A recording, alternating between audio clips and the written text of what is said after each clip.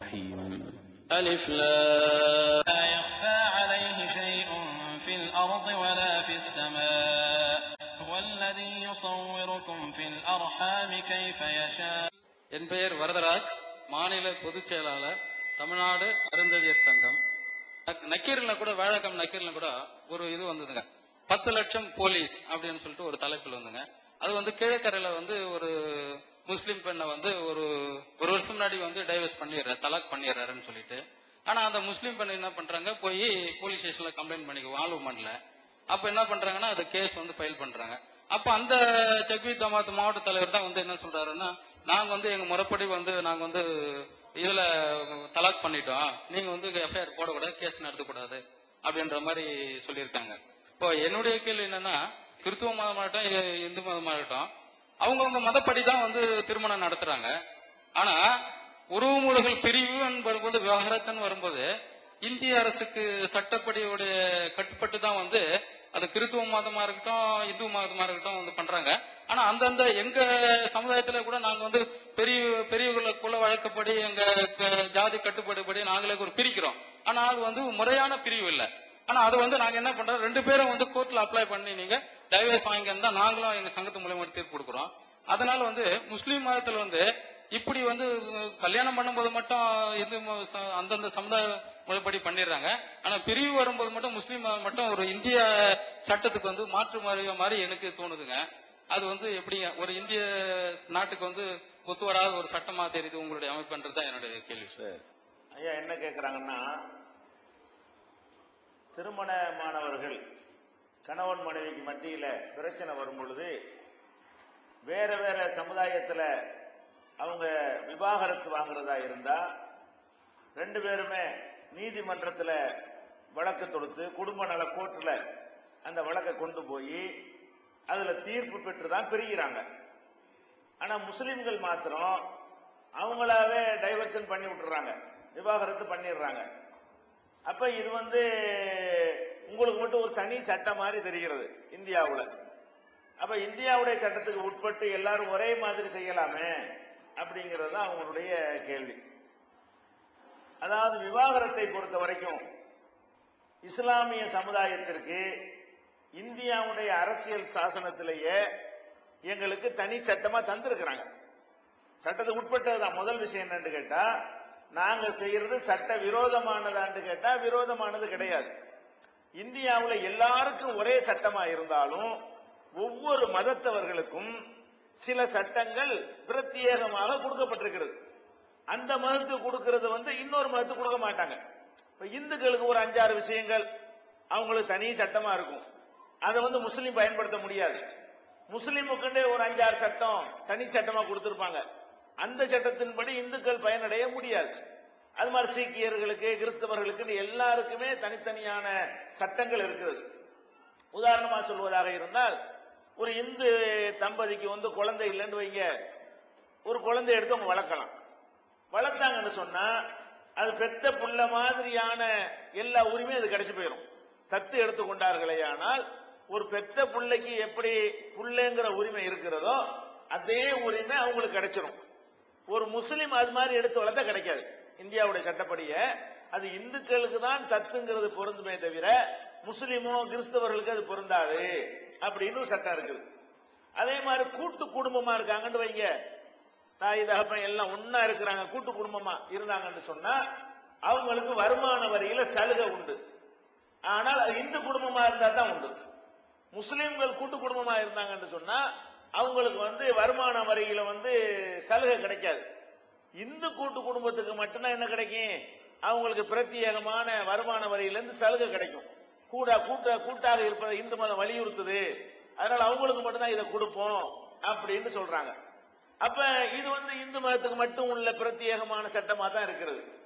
அதே மாதிரி ஒரு தலித் இருக்கிறார், ஒரு தாழ்த்தப்பட்டவரா இருக்கிறார், அவர் இந்துவா இருந்தா தான் அவருக்கு சலுகை கிடைக்கும். அவர் அதே இந்து தாழ்த்தப்பட்டவராக இருந்து ஒரு கிறிஸ்துவரா மாறினார்னு வைங்க, அவர் தாழ்த்தப்பட்டவர்ங்கிற சலுகை அவருக்கு கிடைக்காது. ஒரு முஸ்லிமா மாறினார்னு வைங்க, கிடைக்காது.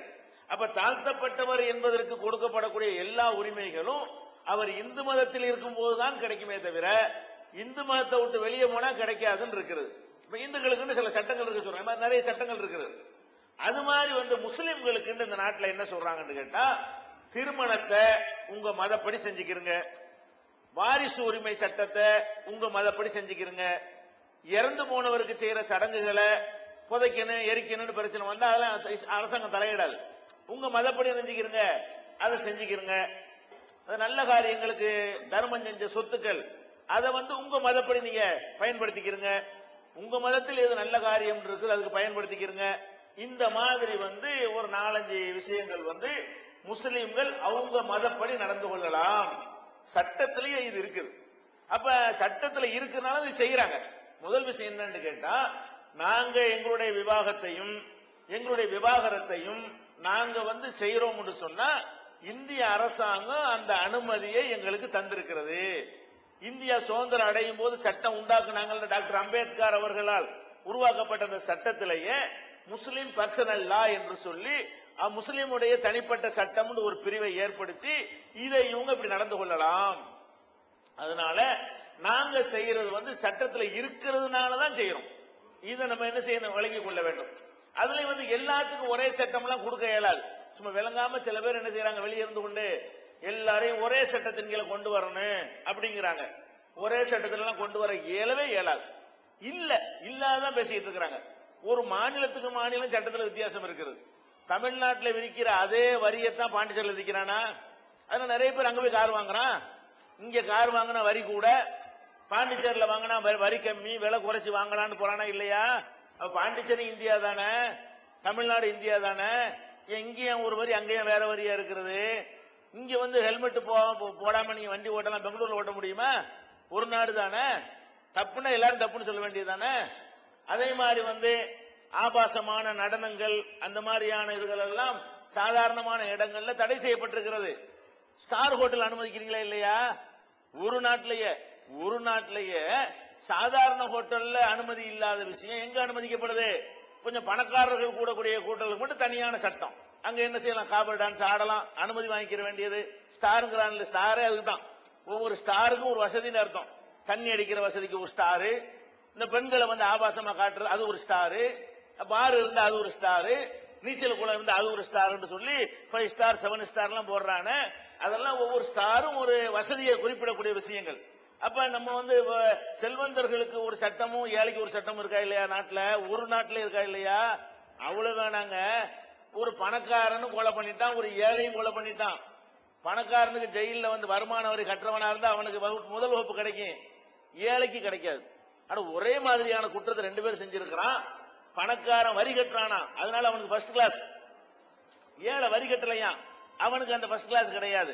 ஒரு ரூமுக்குள்ள 10க்கு 10 ரூம், 10க்கு 10 கூட இருக்காது, 5க்கு 5 ரூமுக்குள்ள 7 பேர் அடைச்சு போட்டிருப்பாங்க.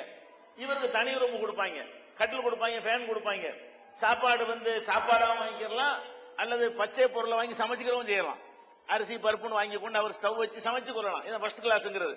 அப்ப இந்த மாதிரி கிரிமினல் குற்றம் செய்யறவனுக்கு சட்டம் 2 இருக்கா இல்லையா? இருக்கத்தான் செய்கிறது. அப்ப அவ்வளவு வேணாம். ஒரு தொலைக்காட்சியில ஆந்திராவுடைய கவர்னர் மேற்று உங்களுக்கு தெரியும். ஒரு கிழவனார் இருந்தார்ல, திவாரின்னு ஒரு ஆளு. அவர் சில்மிசம் பண்ணி மாட்டிக்கிட்டாரா, அதை டிவியில ஒளிபரப்புறாங்க. இவர் என்னென்ன பண்ணாருங்கிறத ஆந்திராவில் ஒரு டிவியில ஒளிபரப்புறாங்க. அரை மணி நேரத்தில் கோர்ட்ல போய் தடை வாங்கிட்டான். உங்களுக்கு வாங்க இயலுமா? அந்த டிவியில ஒரு நிகழ்ச்சி ஒளிபரப்புன்னு தடை வாங்க போனீங்கன்னா அந்த வழக்கை எடுத்துக்கிறதுக்கு 3 மாசம் எடுப்பானுவோம். அப்புறம் தீர்ப்பளிக்கிறதுக்கு ஒரு 6 மாசம் எடுப்பாங்க. உலகம் பூரா அந்த செய்தி பரவிடும். அப்ப கவர்னருக்கு ஒரு சட்டம், சாதாரண மக்களுக்கு ஒரு சட்டம் இருக்கதானே செய்யுது.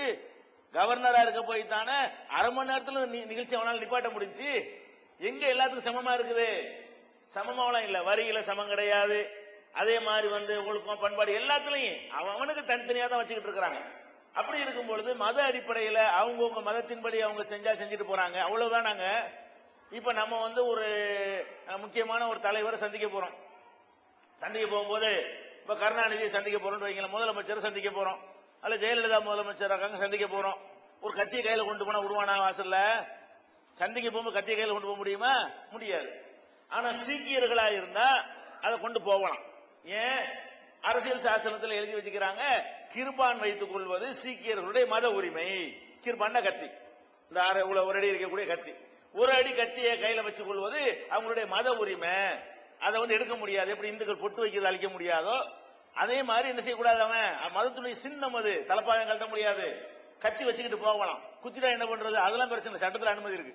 அப்ப வந்து ஒரு பிரதமரை முதலமைச்சரை பார்க்க போறதா இருந்தா கூட இந்து முஸ்லீமுக்கு ஒரு மாதிரியாவும் சீக்கியருக்கு ஒரு மாதிரியாவும் சட்டம் இருக்கா இல்லையா? அப்ப அந்த மாதிரி வந்து எல்லாருக்கும் தனித்தனியான சட்டம் அரசாங்கம் கொடுத்திருக்குமே, ஆனால் அதை மாத்தாத வரைக்கும் அதான் சட்டம். அதனால நாங்க வந்து விவாகரத்தை செய்கிறோம் என்று சொன்னால் எங்க மதத்துல உள்ளபடி மாத்திரம் நாங்க செய்யல, நாங்கள் எந்த நாட்டில் இருக்கிறோமோ அந்த நாட்டின் சட்டம் அந்த உரிமையை எங்களுக்கு வழங்கி இருக்கிறது என்கிற அடிப்படையில் செய்கிறோம். அதனால எல்லாருக்கும் ஒரே சட்டம்ங்கிற அந்த ஒரு கிரவுண்ட்ல இதை பார்க்க கூடாது. அது எல்லாருக்கும் ஒரே சட்டம் வந்த பிறகு பார்க்க வேண்டிய ஒரு விஷயம். இப்ப அவங்கவுங்களுக்கு தனித்தனியான சட்டங்கள் என்ன செய்கிறது, இருக்கத்தான் செய்கிறது. அடுத்து என்ன பார்க்கணும்னு கேட்டா, இதுல எது சரி, ரெண்டு விஷயம் நீங்க பார்க்கணும். சட்டப்படி ஒரு விஷயத்தையும் அவர் கேட்டிருக்கிறாரு. இன்னொரு வகை என்னன்னு கேட்டா, ஒரு கல்யாணம் பண்ணி ஒரு பெண்ணோட வாழ்ந்துட்டு எல்லாத்தையும் அனுபவிச்சுட்டு அதுக்கப்புறம் உனக்கு எனக்கு சம்பந்தம் இல்லைன்னு அந்த பெண்ணுடைய நிலைமை என்ன, ஒரு கோர்ட்டுக்கு போனோம்னா அதுல ஏதாவது ஒரு நியாயம் கிடைக்குமா இல்லையா, நீங்களா செஞ்சுக்கிட்டா அவங்க பாதிக்கப்படுறாங்களேங்கிற ஒரு கோணத்திலையும் இந்த கேள்வி அமைஞ்சிருக்கிறது. இது நியாயமான கேள்வி. ஏன்னு கேட்டா, ஒரு திருமணத்தின் மூலமாக விவாகரத்து நடந்துச்சுன்னு சொன்னா அதனால கண்டிப்பா பெண்களுக்கு பாதிப்பு இருக்கிறது. ஆண்களை விட என்ன இருக்கிறது, ஆண்களுக்கு பாதிப்பு இல்லைன்னு சொல்லி போடலாம். பெண்களுக்கு தான் விவாகரத்தின் மூலமாக அதிகமான பாதிப்பு இருக்கிறது என்பதில் எந்த விதமான மாற்று கருத்தும் கிடையாது. ஆனா இந்த அதுக்காக வேண்டி விவாகரத்து சட்டத்தை நம்ம கஷ்டமாக்கணும்னு வைங்க. விவாகரத்து பிடிக்கல, ஆணுக்கு அந்த பெண்ணை பிடிக்கவே இல்லை, அல்லது இந்த பெண்ணுக்கு இந்த ஆணை பிடிக்கவே இல்லை.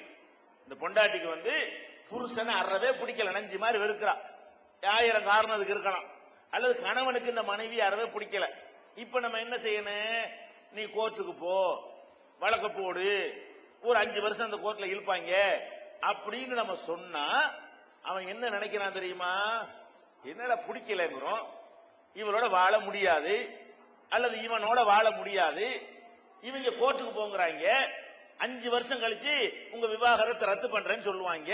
இந்த 5 வருஷம் வரைக்கும் நான் என்ன பண்றது, 5 வருஷம் எனக்கு ஒரு வாழ்க்கை வேணுமே, எனக்கு ஒரு இல்லற சுகம் வேணுமே, இதுக்கு தடையா இருக்காள இவ, இதை கொண்டே நம்ம ஒரு ஃபைசல் பண்ணா தானே அடுத்த கல்யாணம் பண்ண முடியும் அப்படின்னு நினைக்கக்கூடியவன் என்ன பண்றான், மண்ணெண்ணெய ஊத்தி ஒரேடியா கொளுத்தி விட்டுப்புட்டு ஸ்டவ் அடித்து இளம்பெண் சாவுன்றான். அப்ப 4 கழிச்சு கல்யாணம் பண்ணிவிடலாம். கோர்ட்டுக்கு என்ன செய்யணும், விவாகரத்தை கஷ்டமாக்கி வச்சா என்ன நடந்துகிட்டு இருக்கிற நாட்டுல, விவாகரத்தை நீங்க எப்ப பிடிக்கல சேர்த்து வைக்க எல்லா முயற்சி பண்ணுங்க, அது பண்ணி பார்த்த பிறகும் சரியா வரலை என்று சொன்னால் நீங்க இன்னொரு 5 வருஷம் இப்படி இரு என்று நாம் சொன்னால் அதனுடைய விளைவு என்னவா இருக்கிறது, பெண்கள் வந்து இந்த சமையல் தொடர்பு உள்ளவர்களா இருக்கிறதுனால அதையே ஒரு சாதகமாக பயன்படுத்தி கொண்டு அவன் கொளுத்தி விட்டு என்ன செய்யறான், ஸ்டவ் வெடித்து இளம்பெண் சாவுங்கிறான்.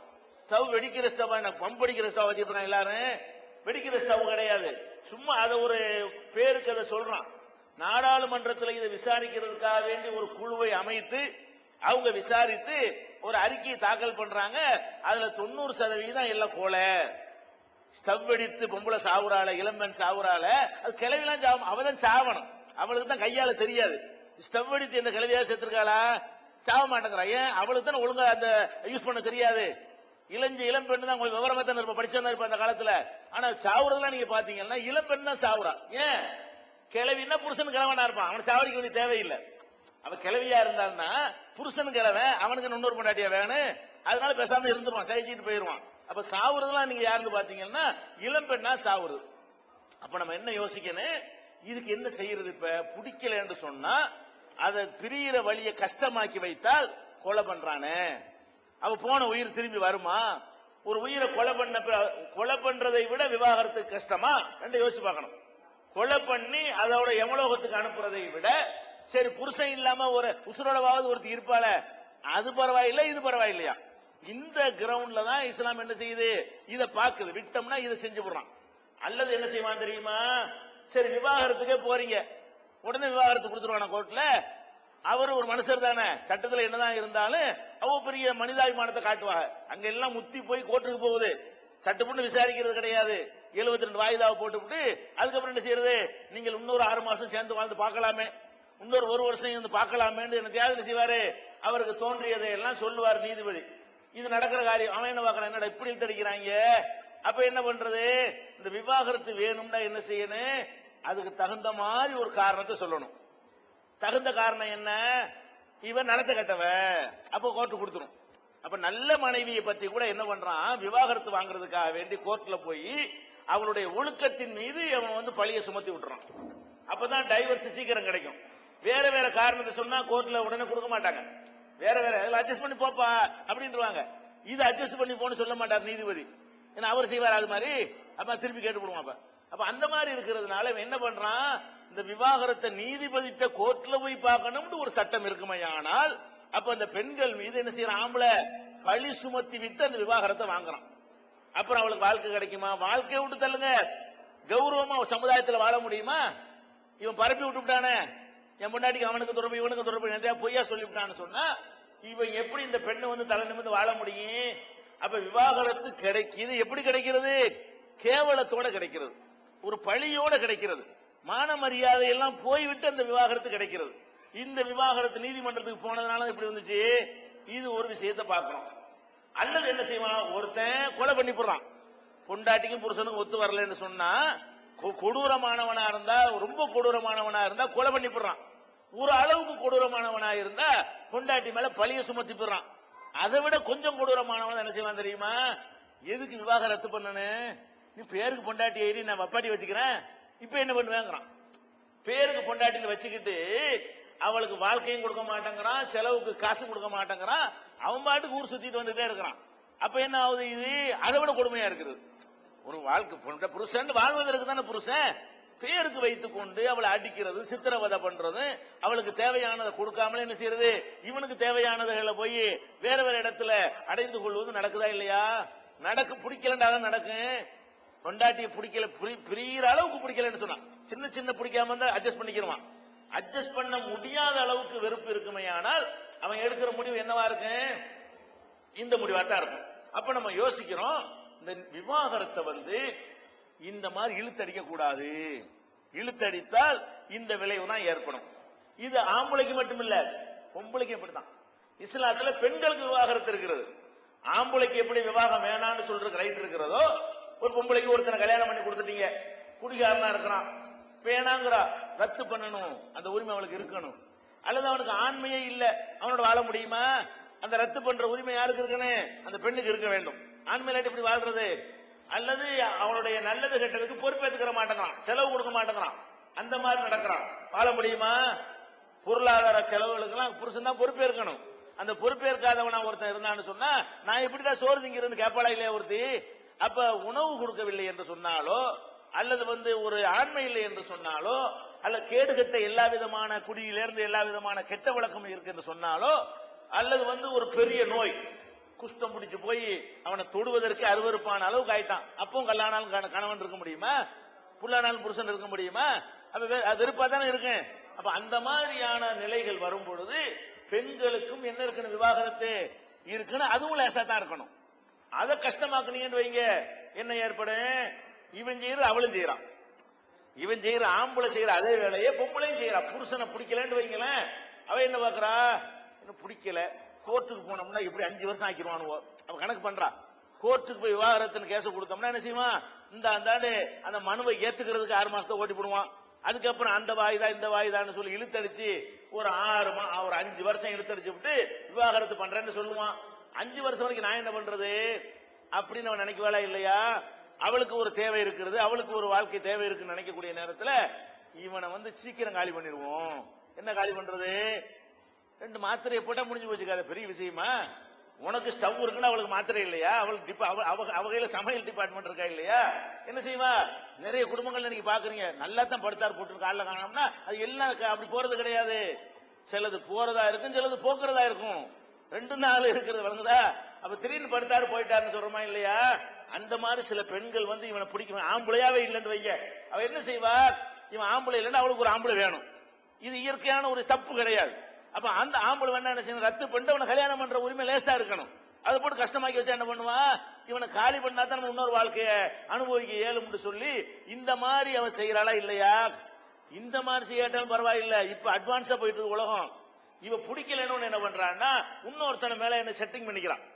இவன் எப்ப பிடிக்காம போயிட்டானோ இன்னொருத்தனோட தொடர்பு வச்சுக்கிட்டு அவனு இவளுமா சேர்ந்துக்கிட்டு புருஷனை காலி பண்றாங்க. ஒரு நாளாச்சும் இந்த செய்தி பேப்பர்ல வராம இருக்கா? இந்த மாதிரி செய்தி நீங்க கள்ளக்காதலனோடு சேர்ந்து கணவனை கொலை செய்த பெண் என்று சொல்லி எத்தனை பேர் கைது செய்யப்படுறாங்க? எதனால் இது ஏற்படுது? விவாகரத்தை கஷ்டமாக்குறதுனால ஏற்படுது. விவாகரத்து சட்டத்தை கோர்ட்ல கொண்டு போய் 7 வருஷம் இழுத்தடிக்கிற மாதிரி இருக்கிற காரணத்தினால என்ன நடக்கிறது? ஆம்பளை உயிருக்கும் உத்தரவாதம் இல்லை, பொம்பளை உயிருக்கும் உத்தரவாதம் இல்லை. இதெல்லாம் இங்கதான் இப்படி மேலை நாட்டுல நறுக்கு நறுக்கு அறுத்து விட்டுறாள் கத்தி எடுத்துக்கிட்டு. அந்த மாதிரிலாம் நடக்கலாம் என்ன செய்யலாம்? பேப்பர்ல போடுறான். அப்ப இது மாதிரி எல்லாம் நடக்க கூடாதுன்னா என்ன பண்ணணும்? டைவர்ஸ் வந்து லேசா இருக்கணும். திருமணம் எப்படி லேசாக இருந்ததோ கோர்ட்ல போய் கல்யாணம் பண்ணோம். எல்லா மதத்துக்காரங்களும் கோர்ட்ல போய் கல்யாணம் பண்ணோம். எங்க கல்யாணம் பண்ணும் அங்கேயே முடிச்சுக்கிறோம். கோர்ட்ல போய் கல்யாணம் பண்ணா தான் கோர்ட்ல போய் முடிக்கணும். நம்ம கல்யாணத்தை கோர்ட்ல பண்ணலையே. இந்துக்களும் கோர்ட்ல கல்யாணம் பண்றது இல்லையே, கிறிஸ்தவரும் கோர்ட்ல போய் கல்யாணம் பண்றோம், முஸ்லீம் கோர்ட்ல பண்றது இல்ல. அப்ப கல்யாணம் கோர்ட்ல நடக்காதனால ஒரு சபையில வச்சு, ஒரு ஜமாத்துல வச்சு, அல்லது உங்களுக்கு ஏதாவது சபைகள் இருக்கும், அந்த சபைகள்ல வச்சு பேசி என்னப்பா பிரச்சனை சேர்ந்து ஜமாத்துல அப்படிலாம் தலாக்கெல்லாம் சொல்ல மாட்டாங்க. முஸ்லீம் சமுதாயத்துல எங்க முஸ்லீம் சமூக செட்டப் எப்படின்னு கேட்டா, பிரச்சனையானவன பெண் வீட்டாரோ மாப்பிள்ளை வீட்டாரோ ஜமாத்துல வந்து சொல்லுவாங்க, இந்த புருஷன் சரியில்லை அல்லது அந்த பொண்டாடி சரியில்லை, எங்க பிரச்சனையை முடிச்சு வைங்கன்னு கேட்பாங்க. திடீர்னு செய்யறது இல்ல. எப்படி நடக்குதுன்னா நாட்டுல ஜமாத்துல வந்து சொல்லுவாங்க. ஆண் தரப்புலையும் மனு வரும், பெண் தரப்புலையும் மனு வரும். ஏன்னா நாங்க வந்து கல்யாணத்தை பதிவு செய்யற ஒரு சமுதாயம்.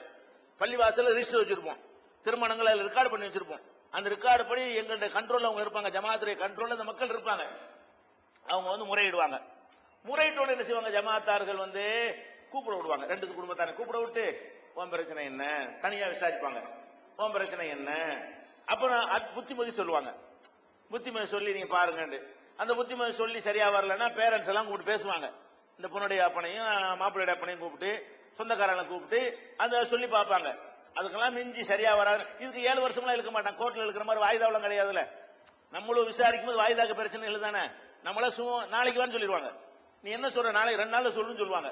இவன் 8 வருஷம் கழிச்சு சொல்லுமா இவன் கோர்ட்ல? இது நடக்குமா? இது நம்ம என்ன செய்வோம்? கூப்பிட்டு பேசுவோம், ஒழுங்கா கேட்டு வந்து 2 நாள்ல பதில் சொல்லுன்றோம். 2வது நாள்ல பதில் வந்துடும். அப்புறம் வேற மாதிரி இன்னொரு ஸ்டெப் எடுத்து பார்ப்போம். அப்புறம் சரியா வராது. ஒரு 10 நாளைக்குள்ள எல்லாம் தெரிஞ்சு போயிடும், சேரும் தேராதுன்னு. ஒரு 10 நாளைக்குள்ள என்ன தெரிஞ்சு போயிடும்? இது தேரும் இது தேராதுன்னு தெரிஞ்சு போயிடும். அப்ப என்ன பண்ணுவாங்க? ரத்து பண்ணிக்கப்பா, அதை ஓகே பண்ணுவாங்க. ஜமாத்துல என்ன செய்வாங்க? ஆனோ பெண்ணோ விவாக டைவர்ஸ் பண்ணாங்கன்னா ஜமாத்து ஓகே பண்ணி விட்டுருவாங்க. அப்ப இது வந்து ஒரு பெண்ணுக்கு வந்து பாதிப்பு இருந்தாலும், பாதிப்புங்கிறதுல மாற்றுக்கிறது கிடையாது. விவாகரத்துங்கிறது பாதிப்பு தான். தலாக்குன்னு சொன்னால் பெண்களுக்கு பாதிப்பு தான். ஆனா அதை விட பெரிய பாதிப்பு வரக்கூடாதுங்கிறதுக்கு சின்ன பாதிப்பு இல்லன்னு ஆளை அனுப்பி விட்டுறான எவ்வளவுக்கு. ஆளை அனுப்பி விடுறதை விட புருஷன் இல்லாம இருக்கிறது சின்னது தானே. அப்ப தலையை எடுக்கிறதா கையை எடுக்கிறதான்னு கேட்டான்னு சொன்னா, கையை வேணா எடுத்துட்டு போடா, தலையை என்ன எடுக்கிற, அந்த மாதிரி விஷயம் தான். இஸ்லாம் வந்து பெரிய சிறந்த தீர்வுன்னு இதை சொல்லல. இயற்கையா இதான் பட இறைவனுடைய மார்க்கம் நாங்க நம்புறதுனால அவருக்கு இப்படித்தான், ஆம்பளை இப்படித்தான் நடப்பான், பொம்பளை இப்படித்தான் நடப்பான், இந்த மேட்டர்ல இப்படித்தான் நடப்பாங்க. இந்த தாம்பத்திய விஷயத்தை பொறுத்த வரைக்கும் அதுக்காக வேண்டி எல்லாத்தையும் பெண்ணுக்கு தள்ளிடுவாங்க, ஆணா இருந்தாலும் பெண்ணா இருந்தாலும். அப்ப அந்த விஷயங்கள்ல ஏதாவது குழப்பம் வந்துச்சுன்னு சொன்னா கொலை அளவுக்கு போயிடும், பயங்கரமான விளைவு ஏற்பட்டுங்கிறதுக்காக இஸ்லாம் என்ன பண்ணுதுன்னா சிம்பிள் ஆக்கிக்கிறங்க. அதே நேரத்தில் இந்த விஷயங்கள்லாம் ஜமாத்துல கரெக்டா நடத்துறாங்க. இன்னொரு விஷயத்தை ஜமாத்தார்கள் செய்ய மாட்டேங்கிறாங்க, தப்பா நடக்கிறாங்க. இன்னொரு விஷயம் என்ன? விவாகரத்து செய்யும் பொழுது இவனுடைய வசதி, இவனுடைய இருக்கிற சக்திக்கு தகுந்தவாறு அந்த விவாகரத்து செய்யப்பட்ட பெண்ணுக்கு தேவையான ஒரு தொகையை வாங்கி கொடுக்கணும். எங்க மார்க்கத்துல குர்ஆன்ல இருக்கிறது. என்ன இருக்கிறது? ஒரு புருஷன் வந்து மனைவி வேணான்னு சொன்னான்னா, அவனுக்கு 2 வீடு இருந்துச்சுன்னா ஒரு வீட்டை பொண்டாட்டி எழுதி கொடு அப்படின்னு சொல்லணும். 10 லட்ச ரூபாய் பேலன்ஸ் வச்சிருந்தான்னா 5 லட்ச ரூபாய் பொண்டாட்டி கொடு. அதுக்கு மாசம் மாசம் கொடுக்கறது ஜீவனாம்சம் இஸ்லாம் ஏத்துக்கிறல, ஏமாத்தி விடுவாங்க. ஒன்ஸ் ஒரு தடவை கொடுத்து செட்டில்மெண்ட் பண்ணு. விவாகரத்து நடக்கும் பொழுது அவளுக்கு தேவையானதை செய்யணும். இது நிறைய ஜமாத்து செய்யறது இல்லை, இதுல அநியாயம் பண்றாங்க. அது நாங்க அதை பிரச்சாரத்தின் மூலமாக அதை ஓரளவுக்கு மாற்றத்தை கொண்டு வந்து கொண்டிருக்கிறோம். எங்களை அணுகக்கூடியவர்கள்ட்ட நாங்க என்ன செய்யறோம்? அந்த மாதிரி அந்த பெண்கள் வந்து பாதிக்கப்படக்கூடாது என்பதற்காக வேண்டி அதற்குரிய பொருளாதார அவனுடைய வசதிக்கு தகுந்தவாறு வாங்கி கொடுக்கிற வேலையும் செய்யறோம். அதனால நீங்க யோசிச்சு பார்க்கணும், ஒரு சட்டம் எல்லாருக்கும் ஒரு பொதுவான சட்டம் வேணும்னு சொன்னா இதையே எல்லாரும் பொதுவாக்கிடலாம். இந்த கோர்ட்டுக்கு போறத பொது சட்டம் ஆக்காம, ஏன்னா கோர்ட்டுக்கு போனா அதனால கேடு வருது. இந்த உயிரோட அந்த ஸ்டவ் எடுத்து பெண்கள் சாவுன்னு வருத, அதை எப்படி தடுக்கிறது? தடுக்கணுமா இல்லையா? முஸ்லிம் பெண்கள் வந்து விவாகரத்து செய்யப்பட்டு உலகத்துல வாழ்றதுனால அது உலகத்துக்கு தெரிகிறது. வேற சமுதாயத்தில் உள்ளவங்க உலகத்தை விட்டு அனுப்பப்பட்டதுனால தெரிய மாட்டேங்குது. நேற்று என்னன்னு கேட்டா, எங்க சமுதாயத்தில் விவாகரத்து பண்ணி அந்த பொம்பளை இருக்கிற உசுரோட இருக்கிறாள் பேசுறோம், மத்தவன் கொடுத்து விட்டு போயிடுறான்னா தெரிய மாட்டேங்குது. புருஷனுக்கு பிடிக்காத பெண்களுடைய நிலைமை வந்து இப்படி இருக்கிறது. அதனால இஸ்லாம் என்ன பண்ணுது, உயிரை பாதுகாக்கிறது ஃபர்ஸ்ட் விஷயம், உரிமை ரெண்டாவது விஷயம். எப்போதுமே உயிர் ஃபர்ஸ்டா உரிமை ஃபர்ஸ்டா? உயிர் இருந்தா தானே உரிமை அனுபவிக்க முடியும். உயிரே போயிரும்னா உயிரை காப்பாத்து, உரிமை போனாலும் போயிட்டு போகுது. அப்ப இஸ்லாம் என்ன பண்ணுதுன்னா, உயிரா உரிமையாங்கிற ஒரு கொஸ்டின் வரக்கூடிய நேரத்தில் வந்து நீங்க உயிருக்கு முக்கியத்துவம் கொடுங்க, உரிமையை ரெண்டாவது ஆக்குங்க. இதுதான் இஸ்லாமுடைய விஷயம். இந்த சட்டத்தில் வந்து நீங்க சிந்திச்சு பார்த்தீங்களே ஆனால் இதுல உள்ள நியாயங்களை நீங்கள் புரிந்து கொள்வீர்கள். இன்னும் நான் சுருக்கமாக தான் இதை விளக்கி இருக்கிறேன். இன்னும் ஆதாரத்தோடு நீங்கள் விளங்கிக் கொள்வதாக இருந்தால், இஸ்லாம் பெண்களின் உரிமையை பறிக்கிறதான்னு ஒரு நூல் போட்டிருக்கிறோம். அந்த நூல் வந்து ஐயாவுக்கு அந்த கேள்வி கேட்ட ஐயாவுக்கு கொடுங்க, அதில் கூடுதல் வரும் தெரிஞ்சுக்கிறீங்க. அரக்கோணம் இளைய பாரதி, ஒரு சற்று கடினமான கேள்வி. எல்லோரும் இறைவனுடைய பிள்ளைகள் என்றுதான் இனிய திருக்குறானில் போதிக்கப்படுகிறது. எல்லோரும் கடவுளின் குழந்தைகள் தான் என்று பகவத்கீதையிலும் போதிக்கப்படுகிறது. நாம் எல்லோரும் ஆண்டவருடைய பிள்ளைகள் தான் என்று கிறிஸ்தவத்திலும் போதிக்கப்படுகிறது. ஆனால் இன்றைக்கு உலகளாவிய, நாட் ஒன்லி இந்தியா, உலகளாவிய முடிவுகளில் ஒரு குண்டு வெடிப்பு அல்லது ஒரு கார் குண்டு வெடிப்பு அல்லது ஒரு கோயிலில் குண்டு வெடிப்பு அல்லது ஒரு மார்க்கெட்டில் ஒரு குண்டு வெடிப்பு அல்லது வெகுஜன மக்கள் திரளுகின்ற ரயில்வே ஸ்டேஷன் குண்டு வெடிப்பு அல்லது தாஜ் ஹோட்டல் குண்டு வெடிப்பு, இப்படி பல்வேறு தீவிரவாத செயல்கள் ஏற்பட்டு நம்முடைய அன்பு சகோதரர்கள் எல்லா மதத்தை சேர்த்து இந்து, முஸ்லீம், பார்சி, கிறிஸ்தவ, ஜைன அனைத்து சகோதரர்களும் குழந்தைகள் இருந்து பெரியவர்களை அப்பாவிகள் எல்லாம் இறக்கின்ற அந்த சூழ்நிலையில் கைது செய்யப்படுகின்ற பொழுது, அந்த உலகளாவிய ஈராக் முதல் பாகிஸ்தான் வரை, காஷ்மீர் முதல் இன்றைய மற்ற அனைத்து நாடுகளும் ஒட்டுமொத்தமாக அந்த தீவிரவாதத்தை செய்த குற்றவாளிகளை கைது செய்து அடைத்து வருகின்ற பொழுது 90% இஸ்லாமிய சகோதரருடைய பெயரில் இருக்கின்றன. அதிலும் குறிப்பாக மிகவும் இளம் வயதுடைய வாலிப பிள்ளைகள் தான் அந்த குற்றவாளிகளாக சித்தரிக்கப்படுகிறார்களோ அல்லது பொருத்தப்படுகிறார்களோ காட்டப்படுகிறார்களோ. இது வருத்தமான ஒரு செய்தி. இதற்கு உண்மையிலேயே இந்த இஸ்லாம் மார்க்கம் என்பது ஒரு சமாதானத்தையும் சகோதரத்துவத்தையும் போதிக்கப்படுகின்ற இந்த மார்க்கத்தில் எல்லோரும் இறைவனுடைய பிள்ளைகள் என்று வலியுறுத்தி சொல்லப்படுகின்ற, எல்லா பெருமைக்கும் அல்லாஹ்வுக்கே என்று சொல்லுகின்ற அற்புதமான ஒரு சித்தாந்தத்தையும், விட்டு கொடுப்பவன் கெட்டு போவதில்லை, கெட்டு போவன் விட்டு கொடுப்பதில்லை என்ற தாரக மந்திரத்தை இந்த உலகத்துக்கு தந்த அந்த அற்புதமான ஒரு இனிய இஸ்லாம் அந்த மதத்திலே இப்படி அதிகமான ஒரு தீவிரவாதிகள் உருவாகின்ற காரணம் என்ன, அதிலும் குறிப்பாக இளைஞர்கள் இருப்பது வேதனையாக இருப்பது என்பதை தயவு செய்து ஐயா அவர்கள் நேரடியாக விளக்குமாறு பணிவுடன் கேட்டுக் கொள்கிறேன். ஐயா அவர்கள் ரொம்ப ஒரு தேவையான ஒரு அவசியமான ஒரு கேள்வியை இங்க வந்து பதிவு பண்ணியிருக்கிறார்கள். இப்ப இதுல நிறைய விஷயங்களை நீங்க பிரிச்சு விளங்கிக் கொள்ள வேண்டும். முதலாவது என்னன்னு கேட்டா, இந்த தீவிரவாத செயல்கள் நடக்குது நாட்டில், உலகம் பூரா நடக்கிறது. இந்த நடக்கிறதுல முஸ்லிம்கள் தான் அதிகமாக இருக்கிறார்கள். அது ஏன் முஸ்லிம்களாகத்தான் இருக்கிறார்கள் அப்படிங்கிறது அதுல ஒரு அம்சம்.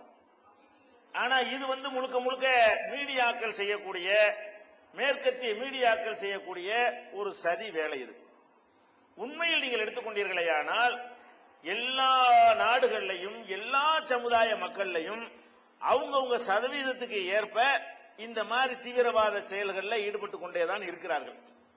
அவங்க எல்லாம் செய்யும் பொழுது மதத்தோட சேர்த்து அதை சொல்ல மாட்டாங்க.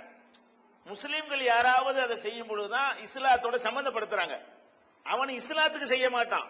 லோக்கல்ல உள்ள ஒரு பிரச்சனைக்காக ஒரு விஷயத்தை எடுத்தானேயானால் அதுக்கு என்ன பேர் வந்துடும் என்று கேட்டால், முஸ்லிம் தீவிரவாதிங்கிற ஒரு சொல்ல வந்து பயன்படுத்துறது எல்லா மீடியாக்களும் அது மேற்கத்திய உலகத்தினுடைய ஒரு சதியில பயன்படுத்துறாங்க. ஆனா உண்மையில பாத்தீங்க என்று சொன்ன நம்ம நாட்டில் எடுத்துக்கணும், இந்தியாவில இருந்து போவோமே, இந்தியாவை எடுத்துக்கொண்டீர்களேயானால் நடந்த தீவிரவாத செயல்லாம் எடுங்க. அதிகமான தீவிரவாத செயல்கள் வந்து பீகார்ல நடந்திருக்கிறது. அதுல வந்து முஸ்லிம்கள் இருக்கிறாங்களா? அந்த அந்த அந்த தீவிரவாத செயலுக்கு முஸ்லிமா பொறுப்பு? ரன்வீர் சேனாண்டா அது முஸ்லிமா? நக்சலைட்னா அவங்க முஸ்லிமா? மாவோயிஸ்ட்னா அவங்க முஸ்லிமா? அப்ப வந்து பீகார்ல நடக்கக்கூடிய இதே மாதிரி போலீஸ்காரங்களை கொள்றது, குண்டு வைக்கிறது, ஜீப் அதெல்லாம் நடந்து கொண்டுதான் இருக்கிறது.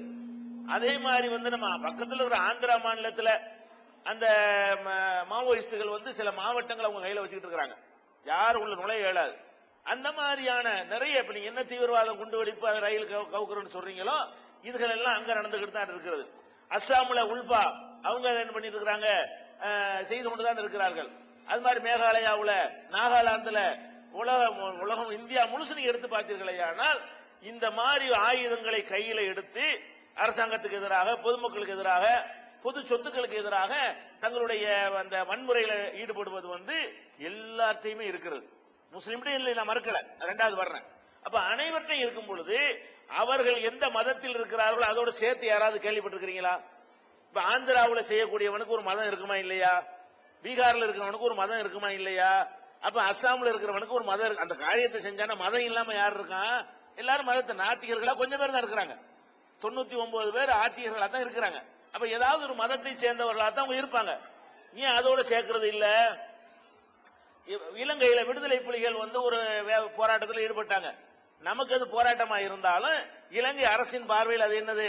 அது ஒரு தீவிரவாத செயல் தான். மந்திரியை கொள்றது, குண்டு வைக்கிறது, அதெல்லாம் அந்த அரசாங்கத்தினுடைய பார்வையில் எடுத்துக்கொண்டார்களே, ஆனால் அது ஒரு தீவிரவாதம் தான். அது வந்து அவங்கள வந்து பிரபாகரன் எந்த மதத்துக்காரரு அப்படின்னு சொல்லி அந்த மதத்தோட சேர்த்து சொல்லுவாங்களா, இயக்கத்தோட சொல்லுவாங்களா? இயக்கத்தோட தான் சேர்ப்பாங்களே தவிர மதத்தோட என்ன செய்ய மாட்டாங்க, சேர்க்கவே மாட்டார்கள். இன்னும் சொல்ல போனால் உலக அளவுல எடுத்துக்கொள்வதாக இருந்தால் அதிகமான வன்முறைகளும் தீவிரவாதிகளும் உலகத்தை அழிக்கிறதுல ஈடுபட்டவர்கள் யாருன்னு கேட்டீங்கன்னா இந்த மேற்கத்திய ஆட்சியாளர்கள் தான். அப்ப உதாரணமா இங்கிலாந்து, பிரிட்டன் இருக்கு. இந்த பிரிட்டன் எங்க இருக்கிறது? அவன் பாட்டுக்கு பிரிட்டன்ல ஆட்சி பண்ணிட்டு இருக்க வேண்டியதானே. அவன் என்ன பண்றான்? பிரிட்டன் விட்டு இங்க வரைக்கும் வர்றான், பாதி உலகத்துக்கு வர்றான், அவ்வளவு வன்முறையில வர்றான். வியாபாரிகள் கிழக்கிந்திய கம்பெனின்னு இந்தியாவுக்குள்ள நுழைந்து கொண்டு பீரங்கியும் இந்த துப்பாக்கியும் தயாரிக்கிற டெக்னாலஜி அவங்ககிட்ட இருந்ததை வைத்துக் கொண்டு இந்த நாட்டில் உள்ள ஒவ்வொரு குறுநில மன்னர்களையும் பெரிய பெரிய ராஜாக்களையும் அடிமைப்படுத்தி அவங்க சமஸ்தானத்தை கைப்பற்றி கொண்டு அவங்கள்ட்ட கப்பம் வாங்கி கொண்டு தன்னுடைய ஆளுகையின் கீழே வந்து பாதி உலகம் சூரியன் அஸ்தமிக்காத சாம்ராஜ்யம்னு சொல்றான். அவ்வளவு வன்முறைகளை வந்து இன்னொரு நாட்டில் புகுந்து கட்டவிழ்த்து விட்டானா இல்லையா? அவன் ஒரு பக்கம் வந்தான், அவனும் யாரா இருக்கிறான்? அவன் முஸ்லீமாக இல்லை, அவன் கிறிஸ்தவ மார்க்கத்தை சேர்ந்தவனாக இருக்கிறான். அப்ப வந்து என்ன செஞ்சாங்க? கிறிஸ்தவ மார்க்கத்தை பிரச்சாரம் பண்ணினார்கள். அப்படி வந்தவர்கள் என்ன பண்ணாங்கன்னா சென்னை போன்ற பெரிய நகரங்கள்ல பெரிய பெரிய பல ஏக்கர் நிலங்களை வந்து சர்ச்சுகளுக்குன்னு கொடுத்தாங்க. அதனால கிறிஸ்தவர்கள் யாரும் சுதந்திர போராட்டத்தில் ஈடுபடல. வெள்ளக்காரங்காலத்துல சுதந்திர போராட்டத்தில் எல்லா மதத்தவர்களும் ஈடுபட்டார்கள், கிறிஸ்தவ சமுதாயம் ஈடுபடலைங்க. அவங்க ஆட்சியில் இருந்த காரணத்தினால அவங்க சுதந்திர போராட்டத்தில் பெரிய பங்களிப்பு செய்யல. அப்ப நம்ம என்ன கேட்கிறோம்? அப்ப ஒரு மதத்தை வந்து பரப்புவதற்காக வேண்டி இந்த மாதிரி நாடுகள் பிடிக்கிற வேலையை செஞ்சாங்களே, இது ஏன் ஒரு மத தீவிரவாதம் சொல்ல காணா? வெள்ளக்காரன் நிறத்தை வச்சுதான் சொல்றீங்களே தவிர அது ஏன் ஒரு கிறிஸ்தவ ஒரு தாக்குதல் தீவிரவாதம் என்று ஏன் நம்ம எடுத்துக்கொள்ளல? அவன் ஒரு பக்கம் வந்துகிட்டு இருக்கிற நேரத்தில் இன்னொரு பக்கம் பிரெஞ்சுக்காரன் முடியாடுறான், அதுவும் நம்ம உலகத்தை பூரா குறி வச்சு. அவங்க வேலை என்னது? அங்க லண்டன்ல உட்கார்ந்து நீ ஆட்சி பண்ணிட்டு இருப்பியா? நீ ஏன்டா இந்தியாவுக்கு வர்ற? அதே மாதிரி என்ன செய்யறான்? பிரெஞ்சுக்காரன் ஒரு பக்கம் ஒடியாரான். அவன் யாரு? பிரெஞ்சுக்காரன் யாரு? அவனும் இதேதான். பிரெஞ்சுக்காரன் யாரு? முஸ்லிமா? அப்ப பிரெஞ்சு அரசு அவன் இந்த மாதிரி உலகத்தை எல்லாம் கட்டியால் நினைக்கிறான். அது மாதிரி டச்சுக்காரர்கள் தரங்கம்பாடியில வந்து கோட்டையெல்லாம் வச்சிருக்கிறான். அவன் எதுக்கு இங்க வந்தான்?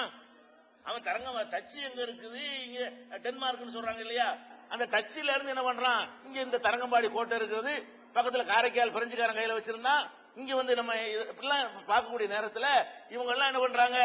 மாஸ்கோட கோமாவில இருந்து எல்லாருமே இந்த மாதிரி இன்னொரு நாட்டில் புகுந்து ஆயுதங்களை வைத்துக் கொண்டு வன்முறை வெறியாட்டம் ஆடி இவ்வளவு தீவிரவாதம் செஞ்சாங்களே, அதுக்கே மதத்தின் கலர் வரல? அந்த காலத்து ரோம்ல இருந்து ஆரம்பிக்கிறது. ரோமாபுரி சக்கரவர்த்திங்கிறான அவன் இத்தாலியில உட்கார்ந்து இருக்க வேண்டியதானே? ரோமாபுரியில இருந்து சிலுவை போர்னு பேரை போட்டுக்கொண்டு சிலுவையை பரப்புறதுங்கிற ஒரு பேர்ல வந்து உலகம் பூரா அவனும் போனான். உலகத்துல மாபெரும் நபிகள் நாயகம் காலத்துல எல்லாம் பாதி உலகம் அவங்க கையில வச்சிருந்தான். யாரு? ரோமாபுரி, இத்தாலி இருக்குல்ல, ரூம், இந்த ரோம சாம்ராஜ்யம். அப்ப இப்படி எல்லாம் நம்ம பாக்கிறோம். இப்ப கூட எடுத்துக்கொள்ளுங்களேன், இந்த அமெரிக்கக்காரன் உள்ள நுழைஞ்சு போடாத ஆட்டம் எங்கேயாவது இருக்குதா? அவன்லாம் யாரு? முஸ்லிமா? அப்ப அவர்கள் மீது மதத்தை சொல்ல மாட்டேங்கிறோம். அமெரிக்காவில் உள்ளவர்களுக்கு ஒரு மதம் இருக்குமா இல்லையா? அந்த மதத்தோடு நம்ம யாராவது சேர்த்து பேப்பர்ல வருதா, நியூஸ் வருதா? அதுவே ஒரு முஸ்லீமா இருந்தா என்ன பண்ணிடுவாங்க, முஸ்லீம் தீவிரவாதி நேரம்.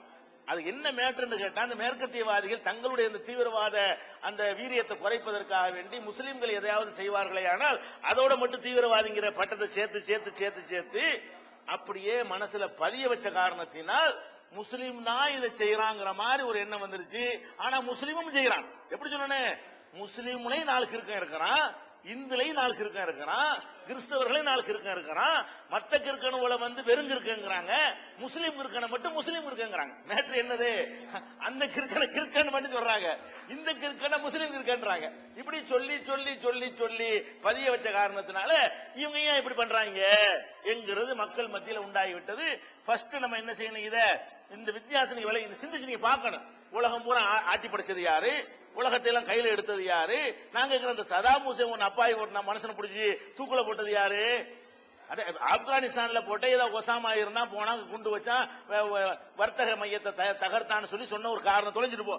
ஈராக் என்ன பண்ணா, அங்க எதுக்கு நீ போன, அங்க எது குண்டு போட்டு அப்பாவி மக்களை எல்லாம் அழிச்சாது, அது தீவிரவாதம் இல்லையா? அப்ப இன்னொரு நாட்டுல போய் ஒரு நாட்டுக்காரன் அந்த நாட்டு குடிமக்கள் மீது குண்டை போட்டு கொள்றது கிளைடர் குண்டு எல்லாம் போட்டானா இல்லையா? அந்த மாதிரியான கொத்து குண்டுகளை போட்டு மக்கள் அழிச்சானா இல்லையா? இதெல்லாம் இப்ப நடந்துச்சு. இதுக்கு ஏன் ஒரு மத தீவிரவாதம் சொல்ல மாட்டேங்கிறாங்க? அப்ப இந்த மாதிரி ஒரு பூகம்பம் ஏற்பட்டிருக்கு பக்கத்துல ஹைதிங்கிற ஒரு சின்ன ஒரு தீவுல பூகம்பம் ஏற்பட்டு 3 லட்சம் பேர் நீ காலி ஆயிட்டான். அதுக்கு எல்லா நாட்டுக்காரனும் நிவாரண உதவி அனுப்புறான், அமெரிக்காக்காரன் ராணுவத்தை அனுப்புறான். எல்லா நாட்டுக்காரனும் அந்த நாட்டுக்கு உதவிகளை பணமாகவும் பொருளாகவும் அரிசியாகவும் பருப்பாகவும் அது மாதிரியான உடைகளாகவும் மருந்துகளாகவும் அத்தியாவசிய பொருள்களாகவும் அனுப்பிட்டு இருக்கிறான். அமெரிக்காக்காரன் என்ன பண்றான்னு கேட்டா ராணுவத்தை அனுப்புறான் கைப்பற்றிருக்கு. ஏதாவது ஒரு நாட்டுல ஒரு பிரச்சனை வந்துச்சுன்னா அது நம்ம கையில எடுத்துக்கொள்ளணும். அப்ப நீங்க என்ன யோசிச்சு பார்க்கணும், இது எல்லாரும் தான் செய்யறானுவோ, இது ஒருத்த மேல எல்லாம் சொல்ல இயலாது. ஆனால் முஸ்லீம்கள்ல 4 பேர் செய்யும் பொழுது இப்படி வந்து விடுகிறது என்பதை முதல்ல நீங்க சிந்திச்சு நீங்க பார்க்க. நாட்டில் நடந்த தீவிரவாத அப்படி பத்தி எல்லாம் லிஸ்ட போடுங்க. நான் அவ்வளவு வேணாங்க, உங்களுக்கு எல்லாம் தெரிஞ்சதை வருவோம். இந்த பாபர் மசூதி பிரச்சனை இருக்குது, அதை ஒரு சட்டப்படிதான் எதையுமே நம்ம நாட்டில் செய்யணும். இந்துவா இருந்தாலும் முஸ்லீமா இருந்தாலும் நமக்குன்னு ஒரு அரசியல் சட்டம் இருக்குது, நமக்கு இந்திய சிவில் சட்டம் இருக்கிறது, கிரிமினல் சட்டம் இருக்கிறது. இது சிவில் சட்டத்தில் வரக்கூடிய ஒரு மேட்ரு. சொத்து யாருக்கு உரியது என்பது அது சிவில் சட்டத்தின்படி தீர்த்து கொள்ள வேண்டிய ஒரு வழக்கு. இது அவங்களே கையில் எடுத்தது பயங்கரவாதமா இல்லையா? அதுக்கு ஊர்வலம் போனது பயங்கரவாதமா இல்லையா? உங்களுக்கு உரியதுன்னா கோர்ட்ல கேஸ போட்டு உங்களுக்கு உதவி ஆகிட்டு போங்க, யாரும் கேட்க போறது இல்ல. அப்ப நாட்டுக்கு சட்டம் இருக்கா இல்ல? நீதிபதி முஸ்லீமா நீதிபதியா இருக்கிறான், அரசியல் சட்டப்படி தானே தீர்ப்பளிக்க போறான். அதுக்கு பொறுமையாக இல்லாமல் அவங்களே கையில் எடுத்து ஊர்வலம் போய் எல்லா இடத்துலையும் தகராறு உண்டாக்கி கலாட்டா உண்டாக்கி நிறைய உயிர்களை பழி வாங்கி கடைசியில் அந்த பள்ளிவாசலை இடிச்சு ஒரு நாட்டையே ரணகலமாக்குனாங்கல்ல. அவர்களை ஏன் அந்த மாதிரி கர சேவகர்கள் எல்லா மீடியாவும் சொல்றாங்க. எல்லா மீடியாக்கள் எப்படி வருது, கர சேவகர்களால் இடிக்கப்பட்டுச்சுன்னு சொல்றாங்க.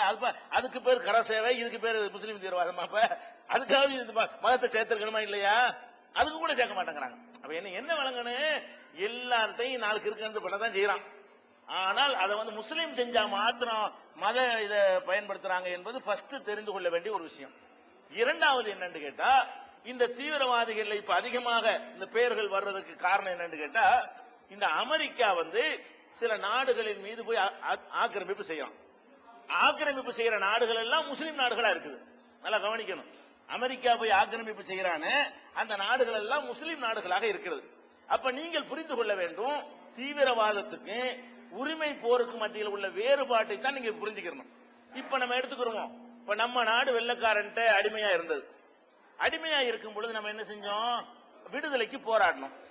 2 விதமா போராடணும். ஒரு விதம் காந்தி வழி. காந்தி வழினா என்ன, உண்ணாவிரதம், ஒத்துழையாமை இயக்கம், யாத்திரை, மறியல், இந்த மாதிரி டிக்ளேர் பண்ணிவிட்டு ஒரு ஜனநாயக வழியில அந்த மாதிரி என்ன செய்யறது போராட்டம். அது ஒரு வகையாக நடந்தது. யார் வழி அது? காந்தி வழி. அதை விட்டுருங்க. இந்த காந்தி வழி இல்லாம வேற வழியில நடந்தா இல்லையா? சுபாஷ் சந்திர போஸ் வழி, பகத்சிங் வழி, ஆஸ்துரையை கொண்டான வேற வாஞ்சிநாதன் வழி எல்லாம் என்ன வழி அது? சுடு, வெள்ளக்காரனை கொள்ளு, ரயில கவுத்து, அதை பண்ணு அப்படின்னு சொல்லுமா? ஜார்ஜ் பெர்னாண்டஸ் வரைக்கும் அதை செஞ்சவர் தானே. அப்ப இந்த மாதிரி ரயில கொளுத்தினவர் தானே அவர் வெள்ளக்காரன் காலத்துல. அப்ப நம்ம என்ன பாக்குறோம், நம்ம நாட்டில் ஒருத்தன் உள்ள நுழைந்து விட்டானையானால் அவனை விரட்டுறதுக்கு நம்ம செய்யக்கூடிய செயல்கள் தீவிரவாதம் அல்ல. அப்ப ஏன் அவங்களை பகத்சிங் நீங்க செலவைக்கிறீங்க? பகத்சிங்குடைய வீரத்தை நீங்க போட்டுறீங்க. நேதாஜி சுபாஷ் சந்திர போஸ் வந்து எல்லா பள்ளிக்கூட பாட புத்தகங்களையும் அவர் இதுக்கு ஒரு தேசிய தலைவரா சித்தரிக்கிறீங்க. அவர் ஆயுதம் தானே தூக்குனாரு, ராணுவத்தானே அமைச்சாரு, வெள்ளக்காரனை சுட்டு தானே கொண்டாரு, சொத்துக்களை தானே சேதப்படுத்தினாரு. எதெல்லாம் நீங்க பயங்கரவாத செயல்னு சொல்றீங்களோ அது எல்லாத்தையும் செஞ்சவர் யாரு? நேதாஜி சுபாஷ் சந்திர போஸ். அவர் இன்னைக்கு பெரிய ஹீரோவா நம்ம மதிக்கிறோமா இல்ல? ஏன் மதிக்கிறோம்? எதுக்கு செஞ்சாருன்னு பாக்குறோம். நாட்டு மக்களை போய் அழிச்சார் அவரு. நீ யாரா அங்க இங்கிலாந்துல இருந்து வந்து எங்க நாட்டு ஆள்றதுக்கு நீ யாரா அப்படிங்கிறதுக்காக வேண்டி இன்னொரு நாட்டுக்கார ஆக்கிரமிச்சானே, ஆனால் அவனை விரட்டுறதற்கு ஆயுதம் தூக்கினால் அது தீவிரவாதம் இல்ல.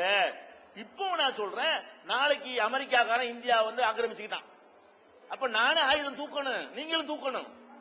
அந்த ஆயுதம் எதை தீவிரவாதம் இப்ப நம்ம சொல்லிக்கிட்டு இருக்கிறோமோ அந்த வேலையை நம்ம என்ன செய்யணும்? நம்ம செஞ்சு ஆவணும், அவனை விரட்டணும். நம்ம நாட்டை கைப்பற்ற நீ யாரான்னு கேட்கணும். அதுக்கு பேர் தீவிரவாதம் கிடையாது. விடுதலை போருக்கு பேர் என்ன இல்ல, தீவிரவாதம் கிடையாது. இப்ப நீங்க எடுத்துக்கிறீங்க, ஈராக்ல அவன் வந்து போராடுறான இஸ்லாத்துக்கா போராடுறான்? கிடையாது. நீங்க விளங்கிறீங்க, அவன் பேரு முஸ்லிமா இருக்கிறது, அவன் இஸ்லாத்தை பரப்புறதுக்காகவோ இஸ்லாம் மார்க்கத்தை காப்பாத்துறதுக்காக அவன் போராடவில்லை. அவங்கிட்ட இஸ்லாம் இல்லை. சொல்ல போனார், ஈராக்ல போராடக்கூடிய அந்த முஸ்லீம் இருக்கிறான அவங்கிட்ட தொழுகை கிடையாது, அவங்கிட்ட இஸ்லாமிய எந்த ஒரு நெறிமுறையும் கிடையாது. அவன்கிட்ட என்னது?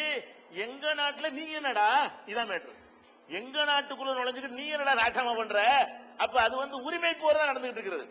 அது தற்செயலா அவன் முஸ்லீமா இருக்கிற காரணத்தினால அதுக்கு இஸ்லாமிய கலர் பூசிடுறீங்களே தவிர, இஸ்லாத்துக்கு செஞ்சாதான் அது இஸ்லாத்தோட தொடர்படுத்தணும்.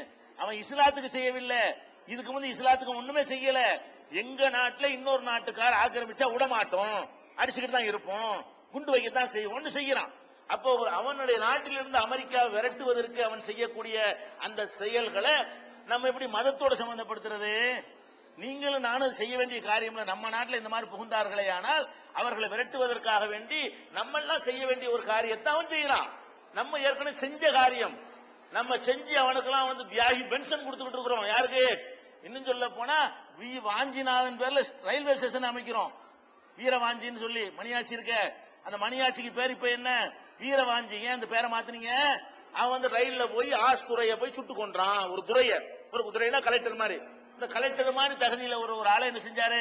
வாஞ்சிநாத வந்து ரயில்ல போய் சுட்டு கொன்றாரு. அந்த சுட்டு கொன்ற இடம் அந்த இடம் மணியாச்சி. அதனால அந்த இடத்துக்கு இப்ப பேர் என்ன? வீரவாஞ்சி. வீரன் அது வீரவாஞ்சி, வீரவாஞ்சிநாதன் சொல்லி அவன் பேர்ல ரயில்வே ஸ்டேஷன் வைக்கிறோம் என்று சொன்னால் அப்ப தீவிரவாதமாக சுட்டு கொண்ட வேலையை தான் அவர் செஞ்சாரு. எதுக்கு சுட்டு கொண்டாரு? அதுதான் பார்க்கணும். சுட்டு கொண்டாருன்னு பார்க்க கூடாது. எதுக்கு சுட்டு கொண்டாரு? நாட்டுக்காக சுட்டு கொண்டார். அப்ப நாட்டுக்காக வேண்டி தன்னுடைய உரிமையை பாதுகாப்பதற்காக வேண்டி சுட்டுக் கொன்றால் அதுக்கு பேர் தீவிரவாதம் கிடையாது. இன்னைக்கு ஆப்கான்ல நடக்கிற விஷயமா இருந்தாலும் ஈராக்கில் நடக்கிற விஷயமா இருந்தாலும் அவங்க இஸ்லாத்துக்கு செய்யவில்லை, இஸ்லாத்தை காப்பாத்துறதுக்கு செய்யவில்லை, இஸ்லாத்தை பரப்புறதுக்கு செய்யவில்லை, இஸ்லாத்தை மேலவங்க செய்வதற்கு செய்வதில்லை, வேற எதுக்கு செய்யறாங்க? இன்னும் சொல்ல போனால் அவங்களுடைய செயல்களால் அமெரிக்காக்காரன் பாதிக்கப்படுற மாதிரி முஸ்லீமும் பாதிக்கப்படுறாங்க. அவங்க செயல்களால் ஈராக்ல உள்ள குண்டு வெடிப்புகளால் அமெரிக்காவை தான் குறி வச்சு அடிக்கிறாங்க. அமெரிக்காவுக்கு சப்போர்ட்டா இருக்கிற முஸ்லீமே அடிக்கிறான். அப்ப மத அடிப்படையில் பார்க்கலன்னு அர்த்தம். அப்ப அமெரிக்காவையும் அடிக்கிறான். அங்க கொல்லப்படுறவன் யாரு? அமெரிக்காக்காரன் இல்லடா முஸ்லீம், ஈராக்கை சேர்ந்த முஸ்லீம். அப்ப அந்த மாதிரி நீங்க பார்க்கக்கூடிய நேரத்துல இந்த ஒரு எல்லை கூட விளங்கி கொள்ளணும். அப்ப ஏன் முஸ்லீம் பேர் அடிக்கடி வருதுன்னு கேட்டா, முஸ்லீம் நாட்டிலானே ஆக்கிரமிச்சிருக்கிறான் அமெரிக்காக்காரன். நாளைக்கு இந்தியாவை ஆக்கிரமிச்சான்னு சொன்னா அதுக்குள்ள தகுந்த மாதிரி நம்மளோட பேர்லாம் வர ஆரம்பிச்சிரு. ராமசாமி கந்தசாமி எல்லாம் வருவீங்க. இந்தியா ஆக்கிரமிச்சான்னு சொன்னா ஈராக் ஆக்கிரமிச்சு அவன் தான் அப்துல் காதர் இப்ராஹிம் தான் நிப்பான் களத்துல. இது ஒரு ரெண்டாவது ஒரு விஷயம். அப்ப ஒண்ணு இந்த முஸ்லீம் மாதிரி எல்லாரும் ஈடுபடுறான்னு விளங்கிக்கணும் ஃபர்ஸ்ட். ரெண்டாவது அந்த முஸ்லீம்கள் செய்யக்கூடியது அதிகமா இருக்கிறாங்கல்ல, அது காரணம் அவன் தேச விடுதலைங்கிற அடிப்படையில் சில காரியங்களை அவன் செய்கிறான். அது நீங்க விளங்கிக்கணும். இப்ப காஷ்மீரை நீங்க எடுத்துக்கிறீங்க. முஸ்லீம்கள் ஏதாவது செய்யக்கூடிய விஷயம் தான் காஷ்மீர். இந்தியாவில் எடுத்துக்கொண்டால் காஷ்மீர். இந்த காஷ்மீர் கூட என்ன பிரச்சனை? அது கூட மதத்துக்கு அவன் செய்யறான்? கிடையவே கிடையாது. அதுல உள்ளவர்கள்லாம் மதத்தை வந்து பேன்ற ஆட்கள் எல்லாம் கிடையாது. குரான் படி நடக்கிறவர்களே கிடையாது. குரானுடைய போதனைகளை வாழ்க்கையில கடைப்பிடிக்கிறவர்களும் கிடையாது. அவங்க செத்து போன ஆளுகளை வணங்கக்கூடிய தர்கா கட்டி வச்சு வணங்கக்கூடிய ஒரு கூட்டம். அது இஸ்லாத்துக்கு எதிரான ஒரு விஷயம். அப்ப அவங்க எதுக்கு இந்த காஷ்மீர்ல பிரச்சனை ஆக்குறாங்க என்று கேட்டால், வெள்ளக்காரன் நாட்டை விட்டு போகும் பொழுது இந்தியாவுக்கு சுதந்திரம் கொடுத்தான், சரியா? பாகிஸ்தானுக்கும் கொடுத்தான். பாகிஸ்தான் பங்களாதேஷ்லாம் ஒன்னா சேர்ந்த பிறந்தது. அந்த ரெண்டும் சேர்ந்த ஒரு நாடாக பாகிஸ்தானா இருந்தது. அதுக்கு சுதந்திரம் கொடுத்தான். காஷ்மீர் நடுவுல இருக்குல்ல, அதுக்கு வந்து தனி சுதந்திரம் தான் கொடுத்தாங்க. வெள்ளக்காரன் போகும் பொழுது இந்த காஷ்மீரை வந்து இந்தியாவோட சேர்த்துட்டு போகல, காஷ்மீரை வந்து பாகிஸ்தான்ல சேர்த்துட்டு போகல. காஷ்மீர் ஒரு நாடு, இந்தியா ஒரு நாடு, பாகிஸ்தான் ஒரு நாடுன்னு தான் நாட்டை விட்டு போனான். நல்லா விளைக்கணும். அப்ப இந்தியா ஒரு நாடு, காஷ்மீர் ஒரு நாடு, பாகிஸ்தான் ஒரு நாடுன்னு சொன்ன வெள்ளக்காரன் போனா, வெள்ளக்காரன் போகும்போதே அந்த காஷ்மீர் எங்கிட்டு தரல அங்கிட்டு தரல, அது நடுவுல வச்சுட்டு போயிட்டான். இப்ப என்ன பண்ணிவிட்டாங்க, பாகிஸ்தான்காரன் பக்கத்துல இருந்த நல்ல வளமான ரோஜாப்பு, அது மாதிரி வந்து குங்குமப்பு, தேயிலை, இது மாதிரி ஏலக்காய், விலை உயர்ந்த பயிரெல்லாம் அங்க உற்பத்தி ஆகும். அது பணப்பயிர்கள் உற்பத்தி ஆகக்கூடிய ஒரு உயர்ந்த மலை பிரதேசமா இருந்த காரணத்தினால இந்தியாவுக்கு அதன் மேல ஒரு கண்ணு, பாகிஸ்தான்காரனுக்கு ஒரு கண்ணு. அவன் என்ன பண்றான், அப்ப ராஜா யாரு, காஷ்மீருடைய ராஜாவாக ஹரிசிங் ஒருத்தர் இருந்தார். ஹரிசிங் இந்து மன்னர், முஸ்லிம்கள் மெஜாரிட்டியா இருக்கிற ஒரு மாநிலம். ஆனா ராஜா யாரு, இந்து ராஜா. அப்ப ஹரிசிங் ஒரு ராஜா என்ன செஞ்சாரு, அப்ப மன்னரா இருக்கிறாரு. அவருடைய மகன் தான் இப்ப கரம் சிங் போயிருக்காரு, காங்கிரஸ் எம்பியா இருக்காரு கரம் சிங் அவர். அப்ப இந்த ஹரிசிங் மன்னரா இருக்கக்கூடிய நேரத்தில் என்ன பண்றான், பாகிஸ்தான்காரன் பாதி காஷ்மீர் அவன் பிடிச்சிக்கிட்டான் ராணுவத்தை அனுப்பி. வெள்ளக்காரன் விட்டுட்டு போன பிறகு அந்த அவன் ஆசாத் காஷ்மீர் அவன் சொல்லுவான், நம்ம ஆக்கிரமிப்பு காஷ்மீர் நம்ம சொல்லுவோம். அவன் என்ன செய்வான், சுதந்திர காஷ்மீர் மாதிரி பாதி காஷ்மீர் அவன் கையில் எடுத்துக்கிட்டான். மீதி காஷ்மீரையும் கொடுத்துட கூடாது. அவர் என்ன பண்ணாரு, ஹரிசிங் நேருட்ட வந்து உதவி கேட்டார். இவர் படை அனுப்பி என்ன செஞ்சாரு, அந்த பாதி அவர் பிடிச்சுக்கிட்டாரு. அப்ப அவன் என்ன பண்றான், எங்களை ஏன்டா ரெண்டு பேரும் போட்டு வந்தாடுறீங்க, ஓட்டெடுப்பு நடத்தி எங்களை தனியா விடுங்கன்னு கேட்கறான். இது சரியா தவறான்னு நான் வரல, இதுல மதம் எங்க இருக்குன்னு கேட்கிறேன். இதுல மத பிரச்சனை எங்க வருது இதுல? அட நாங்க வெள்ளக்காரன் போகும்போது தனியா தானே வச்சுட்டு போனா, அவன் பாதி எடுத்துக்கிட்டா நீ பாதி எடுத்துக்கிட்டு எங்களுக்கு ஒண்ணுமில்லாம் ஆக்கி முடியல. எங்க நாட்டை எங்கள்கிட்ட கொடு, மக்கள்கிட்ட கருத்து கணிப்பு நடத்து, நீ எப்படி வலுக்கட்டாயமா எங்க நாட்டை நீ சேர்த்துக்கிட்ட, உதவி கேட்டுதானே உன்கிட்ட வந்தோம் அப்படிங்கிற அடிப்படையில தான் அது போராட்டம் நடக்குதே தவிர, அப்ப உரிமை எங்க நாடு உங்க நாடு, அவன் தப்பா புரிஞ்சானா சரியா புரிஞ்சானாங்கிறது அது அந்த டாபிக் நான் நுழையல. நான் கேட்கிறேன் என்னன்னா, இது மதத்துக்கு உள்ள விஷயமா கிடையாது. அதனால அவன் குண்டு வச்சு சாவடிக்கிறான் முஸ்லீமா இருக்கிறான். காஷ்மீர் சட்டசபையில குண்டு வச்சானா சட்டசபையில இருக்கிறவன் முஸ்லீம் தானே, போலீஸ் ஸ்டேஷன்ல குண்டு வச்சானா போலீஸ்காரன் முஸ்லீமா தானே இருக்கிறான். அப்ப அவன் குண்டு வைக்கிறவனும் முஸ்லீமா இருக்கிறான், சாவரவனும் முஸ்லீமா இருந்தா இஸ்லாத்துக்கா செய்யறான். அப்ப இஸ்லாத்துக்கு செய்யறான் முஸ்லீம் அப்படி பிரிச்சுல செஞ்சிருப்பான். அப்ப அவன் குண்டு வைக்கிறவனும் முஸ்லீம், குண்டு வச்சு சாவரவனும் முஸ்லீம். அப்ப மதத்துக்கு அவன் செய்யல, இனத்துக்கு செய்யல. அவன் என்ன, அவன் ஒரு கணக்கு பண்றான், இது வந்து நம்ம சுதந்திரமா தானே இருந்தோம், ஏன் நம்மள வந்து வளமான ஒரு பகுதியா இருக்குங்கிறதுக்காக வேண்டி ரெண்டு பேரும் ஏன் நம்மள வந்து பந்தாடுறாங்க. அந்த மாதிரியான ஒரு அடிப்படையில் தான் இந்த காஷ்மீர் விவகாரம் கூட வருது. அவன் போராடிட்டு இருக்கிறான். அப்ப காஷ்மீர்ல போராடுறவன் யாரா இருப்பான், முஸ்லீமா தான் இருப்பான். ஆனா நீங்க பேரை பார்த்துட்டு இஸ்லாம்ன்றீங்க, அதை முஸ்லீமா இருக்கிறான் உண்மை, அவன் இஸ்லாத்துக்கு செய்யறானாங்கிறது ரெண்டாவது நீங்க பார்க்கணும். இஸ்லாம் மதத்துக்கு நிலைநாட்டுறதுக்காக வேண்டி. அப்படின்னா பாகிஸ்தானையும் எதுக்க மாட்டானே, பாகிஸ்தானை எதுக்குறான், நீனும் போடாங்கிறான். அவன் என்ன செய்யறான், நீனு எங்களை வந்து வெளியே போ, நீனும் போ அப்படிங்கிற ஒரு டைப்ல தான் அவனுடைய போராட்டம் இருந்து கொண்டிருக்கிறது. அதனால அங்க ஒரு பிரச்சனை, அது உரிமை போராட்டம் தான், அதான் விஷயம். அப்ப இதை நம்ம விளங்கிக் கொள்ளணும். அடுத்து மூணாவதா விளங்கிக் கொள்ள வேண்டிய விஷயம் இதுதான். இன்னொரு விஷயம் என்னன்னு கேட்டா, இப்ப வந்து இந்த தீவிரவாதம், இந்த குண்டு வெடிப்பு, இதுகெல்லாம் முஸ்லீம் செய்யறான்ல, சில பேர் செய்யறான்ல, இதுக்கு இஸ்லாம் அனுமதிக்குதா? லாஸ்டா தெரிந்து கொள்ள வேண்டிய விஷயம். இஸ்லாம் இதை பத்தி ஏதாச்சும் குண்டு வை மக்களை கொள்ளுன்னு இருக்குதான்னு பார்த்தா அப்படி குர்ஆன் எங்களுக்கு சொல்லவே இல்லை. இப்ப நபிகள் நாயகம் அவங்களை பொறுத்த வரைக்கும் அவங்க ஒரு மத தலைவரா மட்டும் இருக்கல, அவங்க ராஜாவாவும் இருந்தாங்க. நபிகள் நாயகம் ஆரம்பத்துல மார்க்கத்தை சொன்னாங்க, அடிச்சு விரட்டப்பட்டாங்க, இன்னொரு ஊர்ல போய் மதீனாங்கிற ஊர்ல போய் தஞ்சம் அடைஞ்சாங்க. அந்த ஊர் மக்கள் எல்லாம் அவங்கள தலைவரா ஏத்துக்கிட்டாங்க. உடனே ஒரு ராஜ்யமாக அது உருவாகுது. எப்படிப்பட்ட ராஜ்யம், உலகத்திலேயே ஒரே வல்லரசாக்கிட்டு போனாங்க. நம்ம இந்தியா இருக்குத, இந்திய அளவுக்கு உள்ள நிலப்பரப்பை நபிகள் நாயகம் வந்து 10 வருஷ காலத்துல அவங்க ஆளுகையின் கீழ கொண்டு வந்தாங்க. மக்களை வென்றெடுத்து, மக்கள்லாம் அவங்களுடைய கொள்கை ஏற்றுக்கொண்ட காரணத்தினால இந்தியா இப்ப இருக்கிற இந்தியா நிலப்பரப்பு இருக்க, நிலப்பரப்பு மக்கள் தொகை இல்ல, நிலப்பரப்பு, இந்த அளவுக்கு உள்ள ஒரு நிலப்பரப்பை வந்து ஒரு இஸ்லாமிய சாம்ராஜ்யமாக நபிகள் நாயகம் வந்து உருவாக்குனாங்க. அப்படிப்பட்ட ஒரு சக்கரவர்த்தியாக அவங்க இருந்த நேரத்துல எதிரி நாட்டவர்கள் என்ன செய்வாங்க, படையெடுத்து வருவாங்க. இந்த ஹெர்குலிஸ் மன்னர்லாம் கூட அவங்க காலத்துல வாழ்ந்தவர் தான்.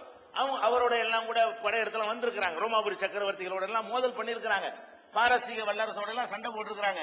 அதெல்லாம் யுத்தம் எடுத்து வரும் பொழுது மக்களை பாதுகாக்கிறதுக்கு போர் செஞ்சாங்க. இது இஸ்லாத்துல உண்டு. எது உண்டு, ஒரு நாடு அமைந்த பிறகு அந்த நாட்டை எதிர்த்து இன்னொரு நாட்டுக்காரன் ஆக்கிரமிக்க வந்தான்னு சொன்னா நீங்க போர் செய்யுங்க. குர்ஆன்ல போர் செய்யுங்க வெட்டுங்க எல்லாம் வசனங்கள் இருக்கிறது.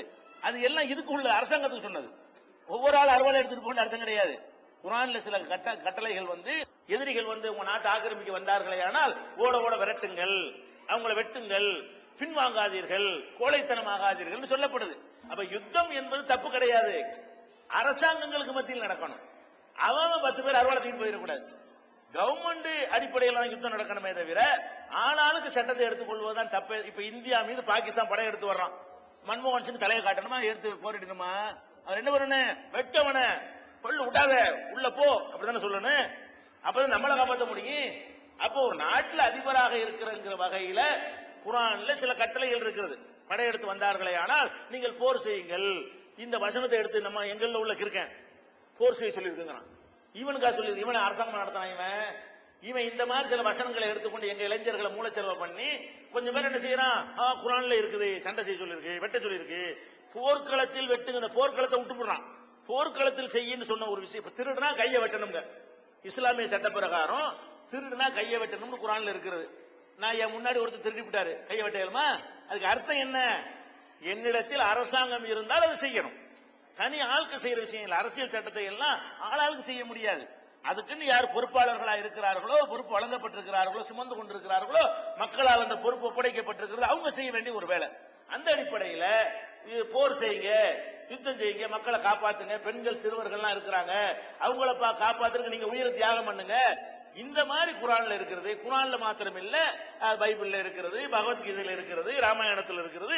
இப்படி எல்லாரும் செய்திருக்கிறார்கள். தாவீது ராஜா பண்ணாத யுத்தமா பைபிள்ல இருக்கா இல்லையா? அவர் தானே பண்ணார் யுத்தம்.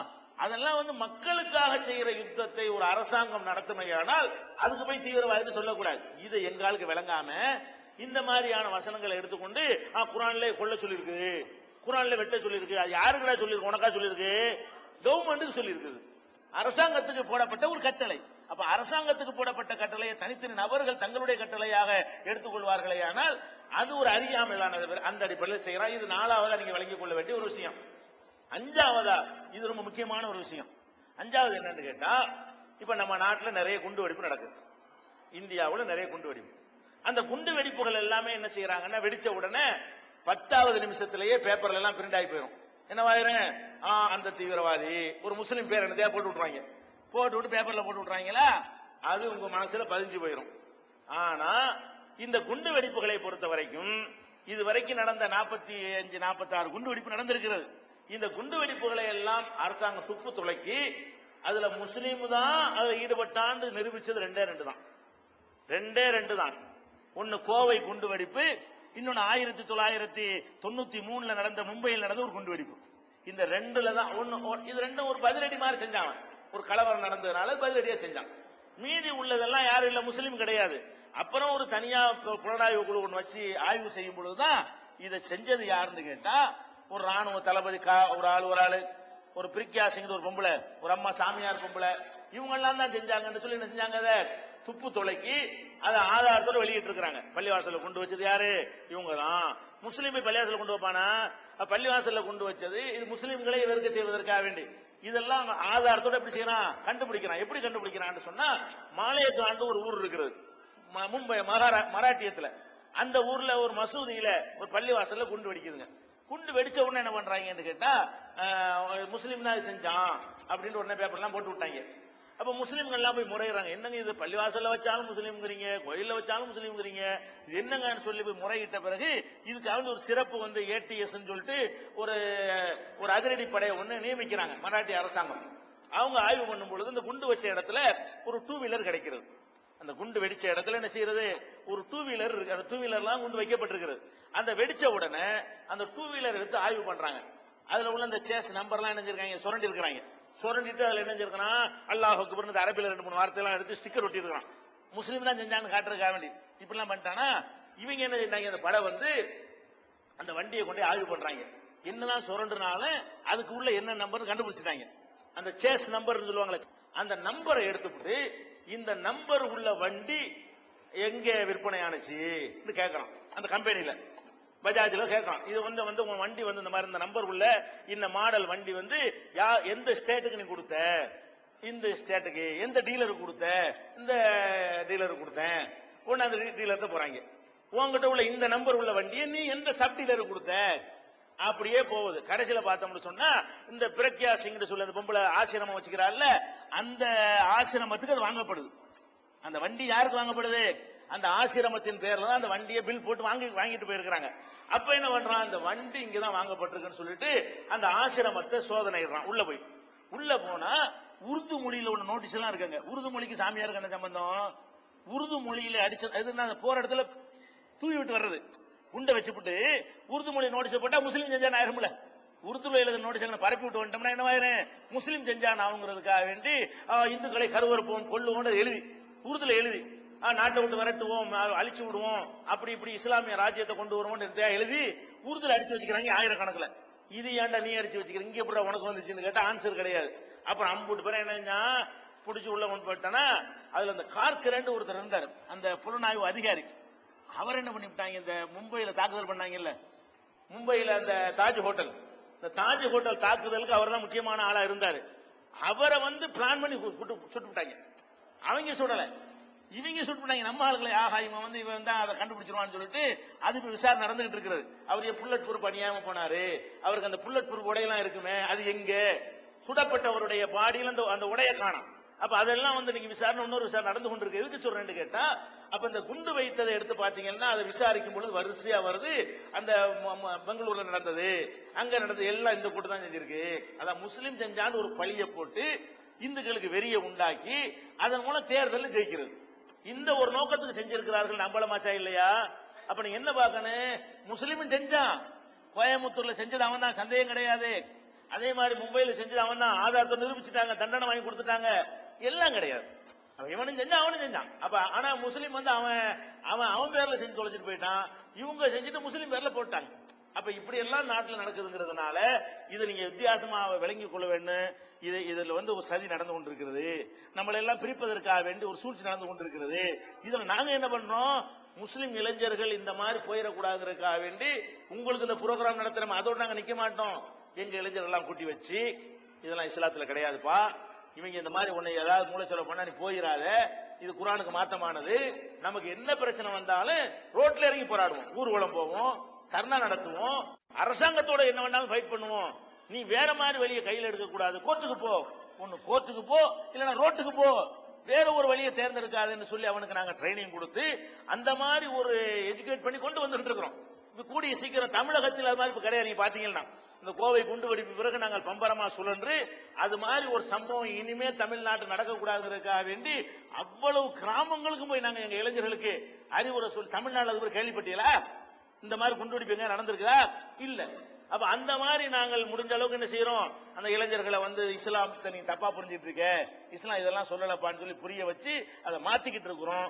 இவளை நீங்க கோர்த்து பார்த்து இதை நீ செய்யணும், உண்மையை விளங்கிக் கொள்ள வேண்டும். பெயர் காந்தராஜ், அரக்கோணம், சொந்த ஊர் வேலூர். தூய அந்திரேயர் பள்ளியில் 30 ஆண்டு காலமாக உடற்கல்வி இயக்குநராக பணிபுரிந்தவன். இறைவன் படைத்த முதல் மனிதர்களான ஆதாமும் ஏவாளும் அவர்களின் பின்னோர்களான ஆபிரகாம், சாராள் இவர்களுடைய சந்ததியில் வாரிசு செல்வம் இல்லை. மாபெரும் மன்னன் ஆபிரகாம், அவருடைய மனைவி சாராள், அவர்களுக்கு வயதாகியும் வாரிசு இல்லை என்பதனால் சாராள் அவர்கள் மண்டியிட்டு இறைவனிடம் தொடர்ந்து வேண்டுகிறார்கள். அப்பொழுதும் இல்லை. ஆபிரகாம் ஐயா அவர்களுக்கு 90 வயதும் கடந்து விட்டது. பிறகு சாரா மூலம் சாராவின் அறிவுரையின்படி அவர்கள் வீட்டில் பணிபுரிகின்ற ஆகார் என்கின்ற எகிப்திய பெண்ணை மணக்கின்றார்கள். அவர் மூலமாக இஸ்மவேல் என்பவர் பிறக்கின்றார். பிறகு குறைந்த காலம் சென்ற பிறகு இறை தூதர் மூலமாக சாராளுக்கு செய்தி கொடுக்கப்பட்டு இறைவனால் நீங்களும் மிக விரைவில் மாலை செல்லும் பெறுவீர்கள் என்கின்ற ஒரு இறை செய்தியை தருகின்றார்கள். அதன்படி சாராளுக்கும் ஈசாக் என்கின்ற ஒரு மகன் பிறக்கின்றார். பிறகு இவர்களுடைய விசுவாசம் எவ்வளவு உறுதியானது, இறுதியானது, ஆழமானது இறைவனில் என்பதை சோதிப்பதற்காக ஆபிரகாம் இறைவன் பிள்ளைகளில் ஒருவரை பலி கொடுக்க பணிக்கின்றார். அப்படி பணிக்கின்ற போது ஆகார் நாம் இந்த வீட்டில் பணிபுரிகின்ற வேலையாள் அல்லவா, நம்முடைய குழந்தைதான் இவர் பலி கொடுப்பார் என்று எண்ணி குழந்தையை எடுத்துக்கொண்டு தப்பித்து விடுகின்றார். இஸ்மவேலுடன் ஆகார் தப்பித்து விட்ட பிறகு ஆண்டுகள் செல்கின்றன. சென்ற பிறகு இஸ்மவேல் சந்ததியில் நபிகள் பிறக்கின்றார்கள். நபி ஸல்லல்லாஹு பிறக்கின்றார். ஈசாக் சந்ததியில் இயேசு பிறக்கின்றார். பிறந்த பிறகு நபிகள் மூலமாக இஸ்லாத்து மார்க்கம் பரப்பப்படுகிறது. கிறிஸ்துவ மார்க்கமும் இயேசுவின் மூலமாக பரப்பப்படுகிறது. இவர்கள் இருவரும் தந்தை ஆபிரகாம்.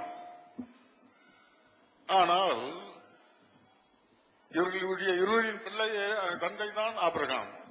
இருவருக்கும் தந்தை ஒருவர். அப்படி இருக்கையில் இன்று இஸ்லாத்து தனியாக பிரிந்து கிறிஸ்துவமும் தனியாக பிரிந்து விட்டது. எப்படி சேர சோழ பாண்டியர்கள் சேரன் பிரிந்து இப்போது மலையாளி என்று பிரிந்து சென்று விட்டாரோ, அதை போல் இங்கேயும் இப்படி நம்முடைய சகோதரர்கள் எல்லாரும் ஒருவர் தான், நாம் இருவரும் பிரிந்து விட்டார். இப்படி பிரிந்தால் சுலைமான் என்று இஸ்லாத்தில் இருக்கிறது. திருமறையில் சாலமோன் என்று இருக்கிறது. ஜகரியா என்று இருக்கிறது. கிறிஸ்துவத்திலும் ஜகரியா என்று இருக்கிறது. என் பாட்டனார் பேர் ஜகரியா. இஸ்லாத்திலும் ஜகரியா இன்றும் இருக்கிறார்கள். அப்படி என்றால் இருவரும் வேறு வேறுபட்டவரா? சுலைமானும் சாலமானும் வேறுபட்டவர்களா? தாவூதும் தேவிதும் வேறுபட்டவர்களா? ஒரு தந்தை வழியாக வந்தவர்களுடைய சந்ததிகள் இருவேறு சந்ததிகளாக மாறி இப்படி மாறிவிட்டது. இதை புரிந்து கொள்ள சகோதரத்துவம் இங்கே பாதிக்கப்படுகிறது என்பதை நான் தெரிவித்து இதற்கு தகுந்த பதிலளிக்குமாறு கனிவுடன் கோருகின்றேன். கிறிஸ்துவ மார்க்கத்தில் ஆபிரகாம் என்பவரை பற்றி சொல்றாங்க. இஸ்லாம் மார்க்கத்திலையும் இப்ராஹிம் என்று அவரை பற்றி சொல்றீங்க. அந்த இப்ராஹிமுடைய வழித்தோன்றல் இஸ்மாயில் அவங்க வழியா தான் முகமது நபி பிறக்கிறாங்க. அதே மாதிரி இசாக் என்பவர், ஈசாக்னு சொல்லக்கூடிய அவர் வழியில தான் இயேசுநாதர் வர்றாரு. எல்லாம் ஒரே தந்தைக்கு பிறந்தவர்களாகத்தானே இருக்கிறாங்க. இங்க சொல்லப்படுறதெல்லாம் அங்கேயும் சொல்லப்படுது. அப்ப இரண்டும் ஒரு நெருக்கமாக இருக்கிறது. ரெண்டும் ஒன்னா வேறையா? அதான் கேள்வி. முதல் விஷயத்தை நீங்க விளங்கிக் கொள்ளணும். இப்ப ஆபிரகாம் வழியா இவங்க ரெண்டு பேர் பிறக்கிறாங்கன்னு சொல்றீங்கல்ல, அப்படி சொல்றதை விட துவக்கத்துல போனீங்கன்னா நம்ம எல்லாரும் ஒண்ணுதானே. அப்ப அங்க ஒரு இடையில இருந்து நீங்க ஆரம்பிக்கிறீங்க. ஆதாமுக்கும் ஏவாளுக்கும் போயிட்டீங்கன்னு சொன்னா நீங்களும் ஆதாம் புள்ளதான், நானும் ஆதாம் புள்ளதானே. நீங்களும் ஏவாள் புள்ளதான், நானும் ஏவாள் புள்ளதான். நீங்க இப்ப ஆபிரகாம்ல இருந்து இந்த டாபிக் எடுக்கவே வேண்டிய தேவையில்லை. ஆபிரகாமுக்கும் மேல போயிட்டோம்னு சொன்னா அந்த ரெண்டு பேருக்கு மத்தியில் உள்ள சகோதரத்துவத்தை உலக சகோதரத்துவம் ஆக்கிவிடலாம். நீங்க ஆதம்ல இருந்து டாபிக் எடுத்தா என்ன ஆயிரும்? நம்ம எல்லாரும் இந்து முஸ்லீம் கிறிஸ்தவர்கள் எல்லாருமே யாருதான்? அந்த ஆதமுடைய பிள்ளைகள். நாங்க ஆதம்ன்றோம், நீங்க ஆதாம்ங்கிறீங்க. ஆதமுடைய பிள்ளைகள் ஆயிரும். அந்த வகையில உலகம் பூரா ஒரே சகோதரர்கள் என்பதுல நமக்கு மாற்று கருத்து கிடையாது. ஆபிரகாம் வழியாக வந்த இயேசுநாதரும் முகமது நபியும் ஒரே சகோதரன் சொல்ற மாதிரி தான் நானும் முகமது நபியும் கூட சகோதரர் தான், நானும் இயேசுநாதர் கூட சகோதரர் தான். ஏன்? இயேசுநாதர் ஆதமுடைய மகன், நானும் ஆதமுடைய மகன் தான். அப்ப ஆதாம் ஏவாளுடைய பிள்ளைகள்ங்கிற வகையில பார்த்தா எல்லாருமே எல்லா மதத்தை சேர்ந்தவர்களுமே சகோதரன் ஆயிடுறாங்க. ஆனா அதுல என்ன நீங்க கவனிக்கணும்னு சொன்னா, சகோதரங்கிற வகையில தான் நம்ம ஒன்றுபடுறோமே தவிர கொள்கை கோட்பாடுல ஒன்றுபட்டிருக்கிறோமா அந்த வித்தியாசம் இருக்குன்னு நீங்க மறந்துடக்கூடாது. எதை நம்ம உணர்ந்துக்கிறேன்? இப்ப கிறிஸ்தவ மார்க்கத்தில் சொல்லப்படுற அதே கொள்கையை தான் இஸ்லாம் சொல்லுகிறதா? இஸ்லாம் சொல்ற அதே கொள்கையை தான் கிறிஸ்தவ மார்க்கத்தில் கொள்கை ஒன்னானா ஒன்றுபட்டுருவாங்க. கொள்கை மாறுபட்டு இருக்கிறத இப்ப இஸ்லாம் என்ன சொல்லுதுன்னு கேட்டா கடவுளுக்கு மகன் இருக்க முடியாது அப்படின்னு சொல்லுது. அப்ப கிறிஸ்தவ மார்க்கம் என்ன சொல்லுதுன்னா அவர் கடவுளுடைய குமாரரு, இயேசுநாதர் வந்து கடவுளுடைய பேசிக்க மாறி போயிடுது. இயேசுநாதர் கடவுளுடைய குமாரர் ஒரு சாராரு, இது கடவுளுக்கு குமாரரை இருக்க முடியாது என்று ஒரு சாராருன்னு சொன்னா கொள்கை மாறுபட்டா தனித்தனியா தான் நிற்கும். கொள்கை ஒன்னா இருந்தா தான் ஒன்னா இணைய முடியும். கொள்கை மாறி போய் விடுகிறது. அந்த மாதிரியான ஒரு வித்தியாசம் இருக்கிறது. அதே மாதிரி இயேசுநாதர் நம்முடைய பாவத்தை எல்லாம் சுமப்பதற்காக சிலுவையில் அறையந்தாரு, அதனால் நம்முடைய பிறவி பாவத்தை எல்லாம் அவர் சுமந்து கொண்டார் என்று கிறிஸ்தவ மார்க்கம் சொல்லுகிறது. இஸ்லாம் என்ன சொல்லுதுன்னு கேட்டா ஒருத்தன் பாவத்தை ஒருத்தன் சுமக்க இயலாது. இஸ்லாம் எப்படி அது எழுக்கிறது? அது எப்படி? நான் கொலை செஞ்சா என் பையனத்துக்கு தூக்கில் போட முடியுமா? எங்க அப்பாவை போட முடியுமா? உலகத்துல எந்த நாட்டிலேயே சட்டம் இருக்குதா? கிறிஸ்தவர்களுடைய நாட்டிலேயாச்சு இந்த மாதிரி அப்பன் செஞ்சதுக்கு பிள்ளைய தண்டிப்பாங்களா? தண்டிக்க மாட்டாங்க. அப்ப நான் பாவம் செஞ்சா இயேசு எதுக்கு பலி கொடுக்கணும்? இயேசுவை பலி கொடுத்தா அது எப்படி என்னைய கட்டுப்படுத்தினது?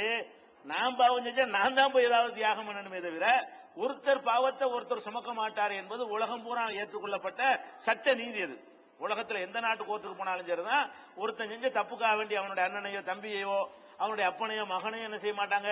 தண்டிக்க மாட்டார். பேசிக்கலா இஸ்லாம் மாறுது. இஸ்லாமும் கிறிஸ்தவம் எங்க மாறுதுன்னு கேட்டா அடிப்படையாக மாறுது. அதை நம்ம எல்லாம் பாவிகளா பிறக்கிறோங்க. அந்த பாவத்தை இயேசு சுமந்து கொள்வதற்காக வேண்டி அவர் உயிரை பலி கொடுத்தாரு, அதை ஏத்துக்கிட்டா உங்க பாவம் அழிஞ்சிருங்கிறீங்க. நான் ஒண்ணு தியாகம் பண்ணல என் பாவத்துக்கு. இயேசு சிலுவையில் அரைஞ்சாருன்னா அவர் பாவத்துக்கு தான் பரிகாரம், என் பாவத்துக்கு இப்படி பரிகாரம் ஆகும் அப்படிங்கிற ஒரு லாஜிக்கை இஸ்லாம் என்ன செய்யுது? இஸ்லாம் அந்த கருத்தை வைக்கிறது. அதே மாதிரி மனிதன் பிறக்கும் போது பாவியாக பிறக்கிறான் என்று கிறிஸ்தவ மார்க்கத்தில் சொல்றாங்க. மனிதன் பிறக்கும் பொழுது பாவியாக பிறப்பதில்லை, பரிசுத்த ஆத்மாவாக பிறக்கிறான் இஸ்லாம் சொல்லுது. எதனால பாவியா பிறக்கிறான்னு சொல்றாங்க? பாவிகளை ரட்சிக்க வந்தாருன்னு சொல்லுவாங்க, பாவிகள் தான் கூப்பிடுவாங்க. அந்த அந்த அந்த கான்செப்ட் அப்படித்தான் இருக்கிறது. எதனால அப்படி சொல்றாங்கன்னு கேட்டா ஆதாம் ஏவாள் அவங்களுக்கு கடவுள் ஒரு கட்டளை போட்டார். அந்த கட்டளை என்ன செஞ்சிட்டாங்க? அவங்க மீறிட்டாங்க. மீறினதுனால பாவி ஆயிட்டாங்க. ஆதாமுக்கு ஏவாளுக்கு ஒரு குறிப்பிட்ட மரத்தை சாப்பிட வேணான்னு கடவுள் கட்டளை இடுறாரு. அந்த கட்டளை அவங்க ரெண்டு பேரும் நினைச்சிட்டாங்க, மீறிட்டாங்க, பாவி ஆயிட்டாங்களா? அதனால அந்த புள்ளையும் பாவிங்கிறாங்க. அவரு கட்டளை மீறின நாயம் பாவியா பிறக்கணும். எங்க தகப்பனாரு ஆதாமு ஒரு தப்பு செஞ்சாருன்னா அந்த தப்புல அவருக்கு மட்டும்தான் பங்கு இருக்குமே தவிர எனக்கு எப்படி அந்த பங்கு வரும்? இஸ்லாம் என்ன கேட்குதுன்னு கேட்டா அது எப்படி வரும்? ஆதாம் தப்பு செஞ்ச பாவம் எனக்கு எப்படி வரும்? வராது. அப்ப இந்த மாதிரி எல்லாம் இஸ்லாம் என்ன செய்கிறது?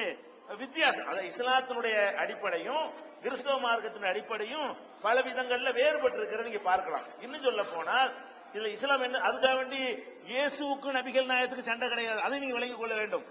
அதனால இயேசு வேற ஒரு கொள்கையை சொன்னவர், நபிகள் நாயகம் ஒரு கொள்கையை சொன்னவர், நீங்க புரிஞ்சு கொள்ளக்கூடாது. நபிகள் நாயகம் சொன்ன கொள்கையை தான் இயேசும் சொன்னாரு, இயேசு சொன்ன கொள்கையை தான் நபிகள் நாயகம் சொன்னாரு. ஆனால் என்ன நடந்துச்சுன்னு கேட்டா இயேசுநாதருக்கு பிறகு பவுல் ஒரு ஆள் இயேசுடைய கொள்கையை மாத்தினார். அதுதான் இப்ப கிறிஸ்தவமா இருக்கிறது. இயேசுநாதர் சொன்ன ஒரு கொள்கை இன்னைக்கு கிறிஸ்தவ மார்க்கமாக இல்லை. இயேசு இதெல்லாம் சொல்லவே கிடையாது. பன்றி சாப்பிடக்கூடாதுன்னு சொல்லி இயேசுநாதர் இருந்தது. ஆனா பவுல் என்ன செஞ்சாரு? பன்றியை சாப்பிடலாம்னு சொல்லி அவர் மாத்தினார் சட்டத்தை. இயேசுநாதர் காலத்துல விருத்த சேதனம் சுண்ணத்து பண்றோம்ல, அது பண்ண வேண்டும். இயேசுவுக்கு சுண்ணத்து பண்ணனாங்க. அவர் காலத்துல சுண்ணத்து பண்ற ஒரு வழிமுறை தான் இருந்தது. ஆண்களுக்கு விருத்த சேதனம் இயேசுநாதன் பண்ணினாரு, பண்ண சொன்னாரு. ஆனால் பவுல் என்ன பண்ணாரு? அது தேவையில்லைன்னு பின்னாடி அவர் மாத்தினாரு. அதே மாதிரி இந்த பிதா சுதன் பரிசுத்த ஆவி என்பதெல்லாம் இயேசு சொன்னதே கிடையாது. இயேசுக்கு பிந்தி அந்த பவுல் தான் அதை உண்டாக்குனாரு. அதே மாதிரி ஒருத்தர் பாவத்தை ஒருத்தர் சுமக்கிறது எல்லாம் இயேசு சொன்னது கிடையாது. அதை இயேசுக்கு பிந்தி யார் உண்டாக்குனா? இந்த பவுல் தான் நினைச்சாரு. சவுல்னு சொல்லக்கூடிய சவுல் பின்னாடி பவுல் அவர் தான் அதை உண்டாக்குனாரு. இது ஒன்னும் சொல்ல போனா ஒரு புரிந்து கொள்வதற்காக வேண்டி இதுக்கு ஒரு எவிடன்ஸ் நான் உங்களுக்கு சொல்றேன். மைக்கேல் ஹார்ட்னு ஒரு ஆள், அவர் ஒரு பெரிய ஒரு வரலாற்று ஆசிரியர், பெரிய ஆய்வாளர். வரலாறை பொறுத்த வரைக்கும் அப்படி விரல் நுனியில தகவலை வைத்திருக்கக்கூடிய பெரிய எழுத்தாளர் யாரு? Michael heart. இந்த ஆள் என்ன பண்றாருன்னு கேட்டா, உலகத்தில் உள்ள தலைவர்கள் வரலாறு எல்லாம் எழுதுறாரு. உலகத்துல யாரெல்லாம் வரலாறுல வாழ்ந்திருக்கிறாங்களோ அவங்க வரலாற்றுலாம் எடுத்து ஆயிரக்கணக்கான பேருடைய வரலாறு எடுக்கிறார். எடுத்து அதுல ஒரு 100 பேரை தேர்ந்தெடுக்கிறார். ஆயிரக்கணக்கான தலைவர்களுடைய வரலாறுகளை தேர்ந்தெடுத்து அதுல இருந்து ஒரு 100 பொறுக்கி எடுக்கிறார். எப்படி பொறுக்கி எடுக்கிறாரு? இந்த உலகத்துல மிகப்பெரிய தாக்கத்தை ஏற்படுத்தியவர்கள் யார், அது 100 பேர் பட்டியல் எடுக்கிறார். அந்த 100 பேர் பட்டியல்ல ஃபர்ஸ்ட் வந்து முகமதுன்னு குறிப்பிடுறாரு. அவர் The 100 அந்த புக்கு பேர். தமிழ்ல 100 பேர் அந்த புக்கு தமிழ்லயும் வந்திருக்கிறது. தமிழ்ல 100 பேருங்கிற தலைப்புலையும் ஆங்கிலத்துல The 100ங்கிற பேர்லயும் அந்த புக்கு வெளியானது. அந்த புக்ல முதல் ஆளை யாரை குறிப்பிடுறாரு? முகமது நபின்னு என்ன செய்யறாரு? அதை குறிப்பிடுறாரு. ரெண்டாவதா என்ன செய்யறாருன்னு கேட்டா நியூட்டனை வந்து குறிப்பிடுறாரு. நியூட்டனை. மூணாவதா வந்து இயேசுநாதரை குறிப்பிடுறாரு. ஃபர்ஸ்ட் யாரை கொடுக்கிறாரு? முகமது நபி தான் உலகத்திலேயே பெரிய புரட்சி ஏற்படுத்தினதுல நான் முதலிடத்தை முகமது நபிக்கு தான் கொடுப்பேன் அப்படின்னு சொல்றாரு. இப்ப முன்னுரை ஒண்ணு எழுதுறாரு அந்த புக்ல, ஒரு முன்னுரை.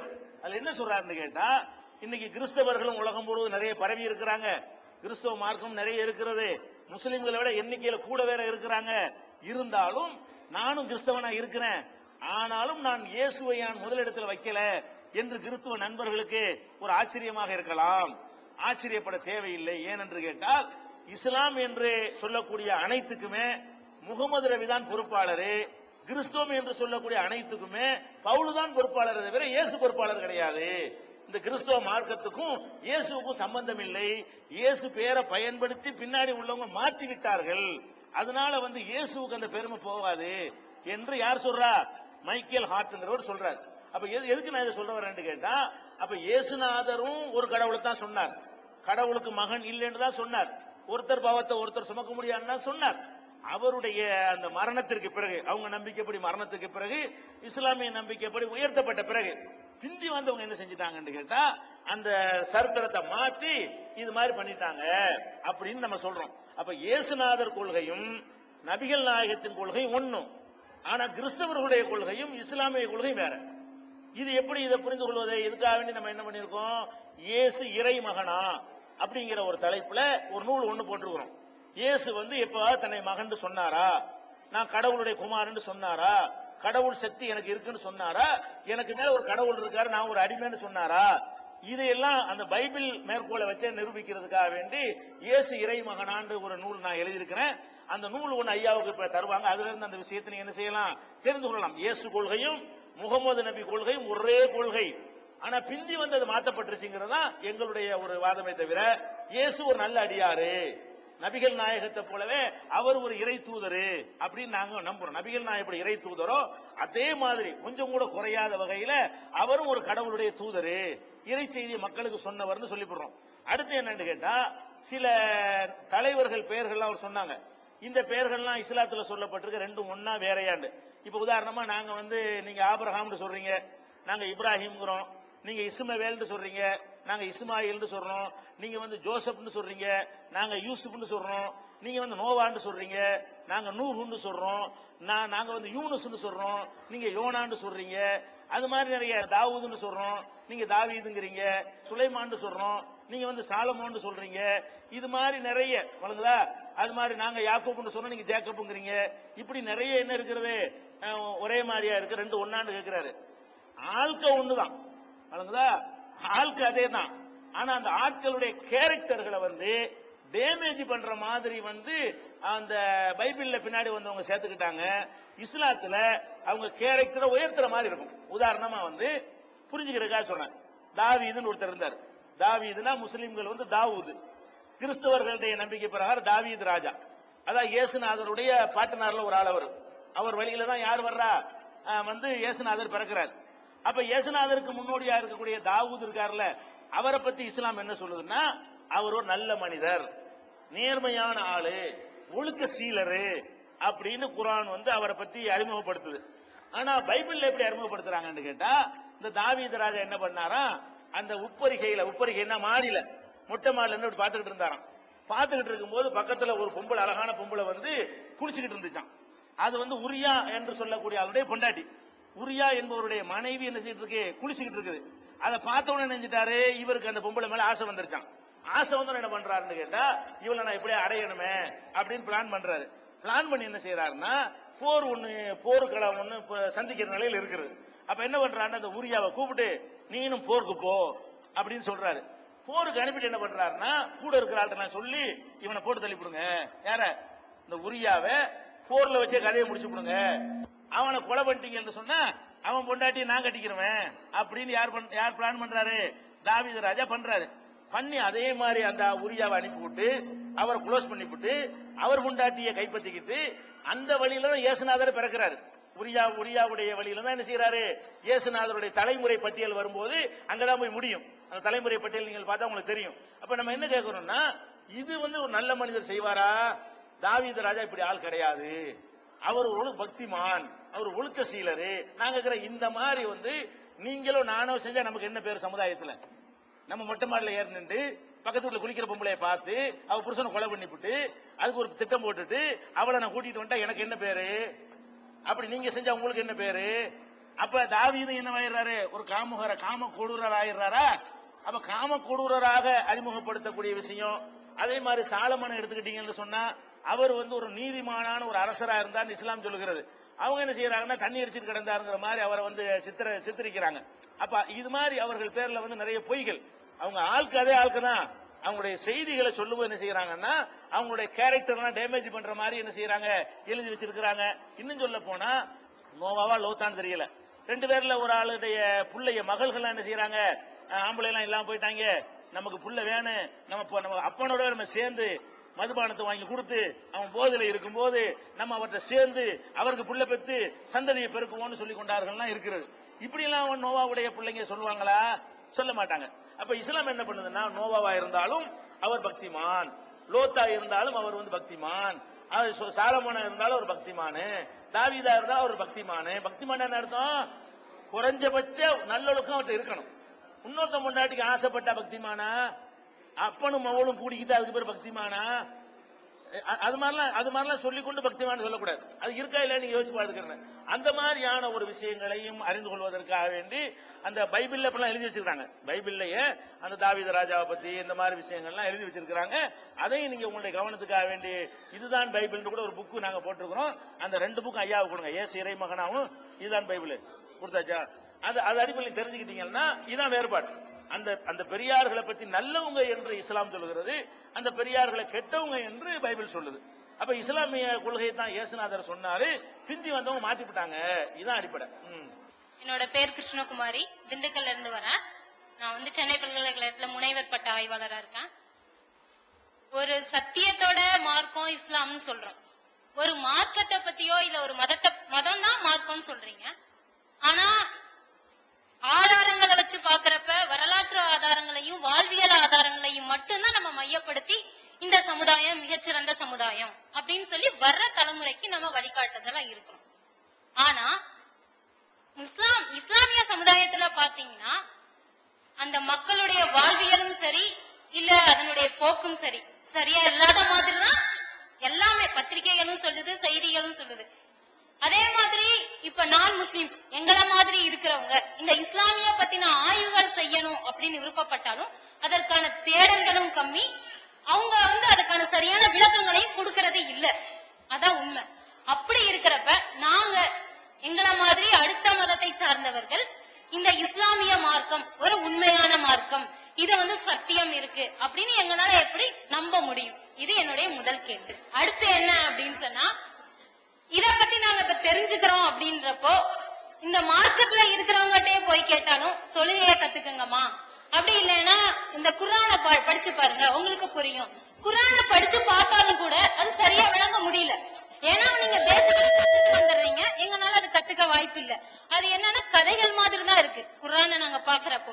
எனக்கு என்ன வேணும்னா இதற்கான வரலாற்று சான்றுகள் ஏதாவது இருக்கா, அதை நான் முழுமையா தெரிஞ்சு ஏதாவது மேற்கொண்டு ஆய்வுகள் செய்யணும்னா அதற்கான வாய்ப்புகள் நீங்க ஏதாவது ஏற்படுத்தி கொடுக்க முடியுமா? இஸ்லாத்தை பொறுத்த வரைக்கும் அது ஒரு சரியான வாழ்க்கை நெறிந்து நம்ம ஏற்றுக்கொள்வதாக இருந்தா நடைமுறையில் உள்ள விஷயங்கள், அதுல உள்ள நன்மைகள் எங்களுக்கு தெரியணும். வரலாற்று ரீதியாக எங்களுக்கு என்ன செய்யணும், தகவல்கள் கிடைக்கணும். அப்படிலாம் இல்லாம இருந்துகிட்டு இஸ்லாத்தை ஏத்துக்கிறங்க, இஸ்லாத்தை கடைப்பிடிங்க, இஸ்லாத்தின் பக்கம் வாங்கன்னா அது எப்படி சரியா வருங்கிறது தான் அந்த கேள்வியுடைய அவங்களுடைய கேள்வியுடைய சாராம்சமா இருக்குது. முதல் விஷயத்தை நம்ம விளங்கி கொள்ளணும். இஸ்லாம்ங்கிற இந்த மார்க்கத்தை பொறுத்த வரைக்கும் இது முகமது நபி தான் இந்த மார்க்கத்தை கொண்டு வந்தாங்கன்னு நம்ம முதல்ல தப்பா நினைக்கிறோம். இந்த மார்க்கம் முதல் மனிதர் இருக்கார் இல்லையா, ஆதாம், அவர் கொண்டு வந்த மார்க்கம் தான் இஸ்லாம்ங்கிறது. அதாவது முதல் மனிதரை ஒரு கடவுளை தான் வணங்க சொன்னார். தன்னை கடவுளுடைய தூதர்னு சொன்னார். அந்த கடவுளை தவிர யாரையும் எதையும் வணங்காதீங்கன்னு சொன்னார். ஒவ்வொரு காலகட்டத்திலையும் அழிந்த பிறகு அந்த கருத்தை நினைச்சிட்டாங்க, அவரே கடவுளாக்கி விடுவாங்க. யாரெல்லாம் கடவுளை பத்தி சொன்னாங்களோ அந்த தலைவர்களே என்ன சொல்லுவாங்க, அடுத்த தலைமுறை கடவுள் நிலைக்கு உயர்த்தி விடுவாங்க. அதை புதுப்பிக்க வந்தவர் தான் முகமது நபி. ஆதாம் எந்த கொள்கையை உலகத்துக்கு சொன்னாரோ அந்த கொள்கையை புதுப்பித்து சொல்வதற்கு தான் 1400 வருஷத்துக்கு முன்னாடி கிபி 570 அந்த ஆண்டுல அவங்க பிறந்து இந்த கருத்தை திரும்ப புனர் நிர்மாணம் செய்யறாங்க. இது நபிகள் நாயகத்தினுடைய அங்கிருந்து தூங்குகிறது வரலாறு. இஸ்லாத்தினுடைய வரலாறு அங்கிருந்து ஆரம்பமாயிடுது. முதல்ல மனுஷனை படைக்கும் பொழுது ஒரு கடவுளை வணங்கணும் என்பதற்கு தான் மனுஷனை கடவுள் படைச்சார். இது இஸ்லாத்தினுடைய அடிப்படையான ஒரு விஷயம். இப்ப என்ன அவங்க கேட்கிறாங்கன்னா, இஸ்லாத்தினுடைய அந்த வரலாற்று ரீதியாக நாங்கள் அறிந்து கொள்வதற்கு அந்த ரெஃபரன்ஸ்கள் எங்க இருக்கிறது, அது கிடைக்கலையேன்னு கேட்கிறாங்க. இதுல ஒரு வருத்தப்படுற ஒரு செய்தியை நான் உங்கள்கிட்ட பதிவு பண்ணிக்கிறேன். இப்ப நம்ம நாட்டை இந்தியாவை பொறுத்த வரைக்கும் முஸ்லிம்கள் நேத்து முந்த நாள் வரல. இந்தியாவுல நபிகள் நாயகம் காலத்திலேயே இஸ்லாம் இந்தியாவுக்கு வந்துருச்சுங்க. நபிகள் நாயகம் இந்த உலகத்துல வாழும் பொழுது இந்தியாவுக்கு இஸ்லாம் வந்து விட்டது. அரபு வியாபாரிகள் மூலமாக வந்தது. எப்படி வந்தது? கேரளாவுல சேரமான் பெருமாள் ஒரு மன்னர் இருந்தார். இந்த சேரமான் பெருமாள் என்பவர் நபிகள் நாயகத்தை பற்றி கேள்விப்பட்டு அவர் அந்த இறை தூதர் தான் அப்படிங்கறத நம்பி அவரை ஏற்றுக்கொள்வதற்காக பிரயாணம் பண்ணி போற வழியில அவர் இறந்து விட்டார். கேரளாவுடைய அரசு ஆவணங்கள்லயே அது பதிவு செய்யப்பட்டிருக்கிறது. அவர் மன்னரா இருந்ததுனால, சாதாரண ஒரு மனுஷனா இருந்தா அவர் ரெக்கார்ட்ல வரமாட்டார். அவர் ராஜாவா இருந்து மிஸ் ஆன காரணத்தினால அவருடைய வரலாறுல இணைஞ்சிருக்கிறாங்க, இத பதிவு பண்ணி வச்சிருக்கிறாங்க. அப்ப நபிகள் நாயகம் வாழ்ற காலத்திலே இந்தியா வரைக்கும் என்ன ஆயிடுச்சு, இஸ்லாம் வந்து விட்டது. 1000 வருடம் 1200 வருடத்திற்கு முன்னாடி கட்டப்பட்ட பள்ளி வாசல்கள்லாம் கேரளாவுல இந்த மலப்புரம் பகுதியில பாத்தீங்கன்னா நீங்க பார்க்கலாம். அப்ப 1200 வருஷத்துக்கு முன்னாடியே இஸ்லாம் வந்து விட்டது. தமிழ்நாட்டில் எடுத்துக்கொண்டால் கூட ஒரு 800 ஆண்டுகளுக்கு முன்னாடி கட்டப்பட்ட பள்ளிவாசல்லாம் இருக்குது. அப்ப இஸ்லாம் தமிழ்நாட்டுக்கு வந்ததை பார்த்தாலும் ஒரு 800 வருஷத்துக்கு மேல ஆகிவிட்டது. அதே மாதிரி இந்தியாவை எடுத்து டோட்டலா பார்த்தாலும் துவக்கத்தில் நபிகள் நாயகம் காலத்துல வந்து விட்டது. ஆனா இப்படிலாம் இஸ்லாம் இங்க வந்தாலும் அது இஸ்லாமாக இவர்கள்ட்ட வரவில்லை. எப்படி வருது? அவங்களுடைய கடவுள் கொள்கையோ இஸ்லாத்தினுடைய சட்ட திட்டங்களோ அந்த மக்களை ஈர்த்து இஸ்லாத்துக்கு வரலங்க. எதை வச்சு அன்னைக்கு இஸ்லாத்துல வர்றாங்கன்னு கேட்டா வெறும் சகோதரத்துவத்தை பாக்குறாங்க. அரபுகள் வியாபாரம் பண்ண வர்றாங்க. அவங்க வர்ற காலத்துல இந்த நாட்டுல என்ன இருந்துச்சு? தீண்டாம இருந்துச்சு. ஒரு தெருவுல ஒருத்தர் நடமாடக்கூடாது, பொம்பளைங்க ஜாக்கெட் போடக்கூடாது, ஒரு சமுதாயத்துல பிறந்துட்டாங்கன்னா அவங்க செருப்பு போடக்கூடாது, மேல் ட்ரெஸ் பெண்கள் என்ன செய்யக்கூடாது, போடக்கூடாது, அது மாதிரி கோயிலுக்குள்ள அவங்க விடக்கூடாது, குளத்துல போய் தண்ணி எடுக்க கூடாது. இந்த மாதிரி ஒரு சமுதாயம் ஒதுக்கப்பட்டு இருந்துச்சா, இந்த அரபுகள் அப்ப வர்றாங்களா, அவங்களுக்கு மத்தியில இருக்கிற அந்த சகோதரத்துவம், அவங்களுக்கு மத்தியில் உள்ள அந்யோன்யம், அவங்க இந்த மக்களை மதித்த விதம், இந்த மாதிரி யாரை ஒதுக்குனாங்களோ அந்த மக்களை கட்டி பிடிச்சி அணைக்கிற அளவுக்கு ஒரு அன்பை காட்டும் பொழுது அந்த அன்புதான் அவர்களை ஈர்த்தது. ஒரு சமுதாயம் சேர்ந்தாங்களே தவிர கடவுள் கொள்கையை ஆராய்ச்சி பண்ணி இதான் சரி, இந்து மத கொள்கை என்ன, கிறிஸ்தவ மத கொள்கை என்ன, இஸ்லாம் கொள்கை என்ன விளங்கி அதை பகுத்து பார்த்து இஸ்லாத்துக்கு வரல. அவங்க எதுக்கு வந்தாங்க? வெறும் விடுதலை. இதுல விடுதலை கிடைக்குது, சகோதரத்துவம் கிடைக்கும், சமத்துவம் கிடைக்கும். அதனால அவர்கள் இஸ்லாத்தினுடைய அடிப்படை விஷயங்களில் கவனம் செலுத்தல. இந்தியாவில் இஸ்லாத்துல வந்தவர்கள் எல்லாம் இஸ்லாத்தினுடைய அந்த கொள்கை கோட்பாடுகள்ல கவனம் செலுத்தாம இந்த சமூகத்துல ஒட்டி கொண்டால் தீண்டாம இருக்காது. இந்த கடவுள் பிரச்சனை அவங்க பஞ்சாயத்து கிடையாது. அவங்க எதை மட்டும் பாக்குறாங்க, இந்த சமுதாயத்துல சேர்ந்துட்டோம்னா பள்ளிவாசல்ல போய் ஒன்னா நிக்கலாம், முதல் வரிசையில போனா நம்ம முதல் நிக்கலாம், பெரிய தலைவர் பின்னாடி அவர் பின்னாடி விட்டுருவாங்க, ஒரு தட்டுல ஒன்னா உட்கார்ந்து சாப்பிடுவாங்க. யார பார்த்தால தீட்டுன்னு சொன்னாங்களோ, தொட்டா தீட்டுன்னு சொன்னாங்களோ, தெருவுல நடக்க வேணாம்னு சொன்னாங்களோ, அவன் இவர் ஒன்னா உட்கார்ந்து ஒரு தட்டுல சோத்த போட்டு 2 பேரும் கையை விட்டு சாப்பிடுற அளவுக்கு இங்க நமக்கு மரியாதை இருக்கிறது அப்படின்னு தான் இஸ்லாத்துக்கு வந்தாங்க. அதனால அவங்களுக்கு அந்த உள் விஷயத்துக்கு போகல. இஸ்லாத்தை அவங்க என்னவா எடுத்துக்கிட்டாங்க, ஒரு விடுதலை இயக்கமா எடுத்துக்கொண்டார்கள்.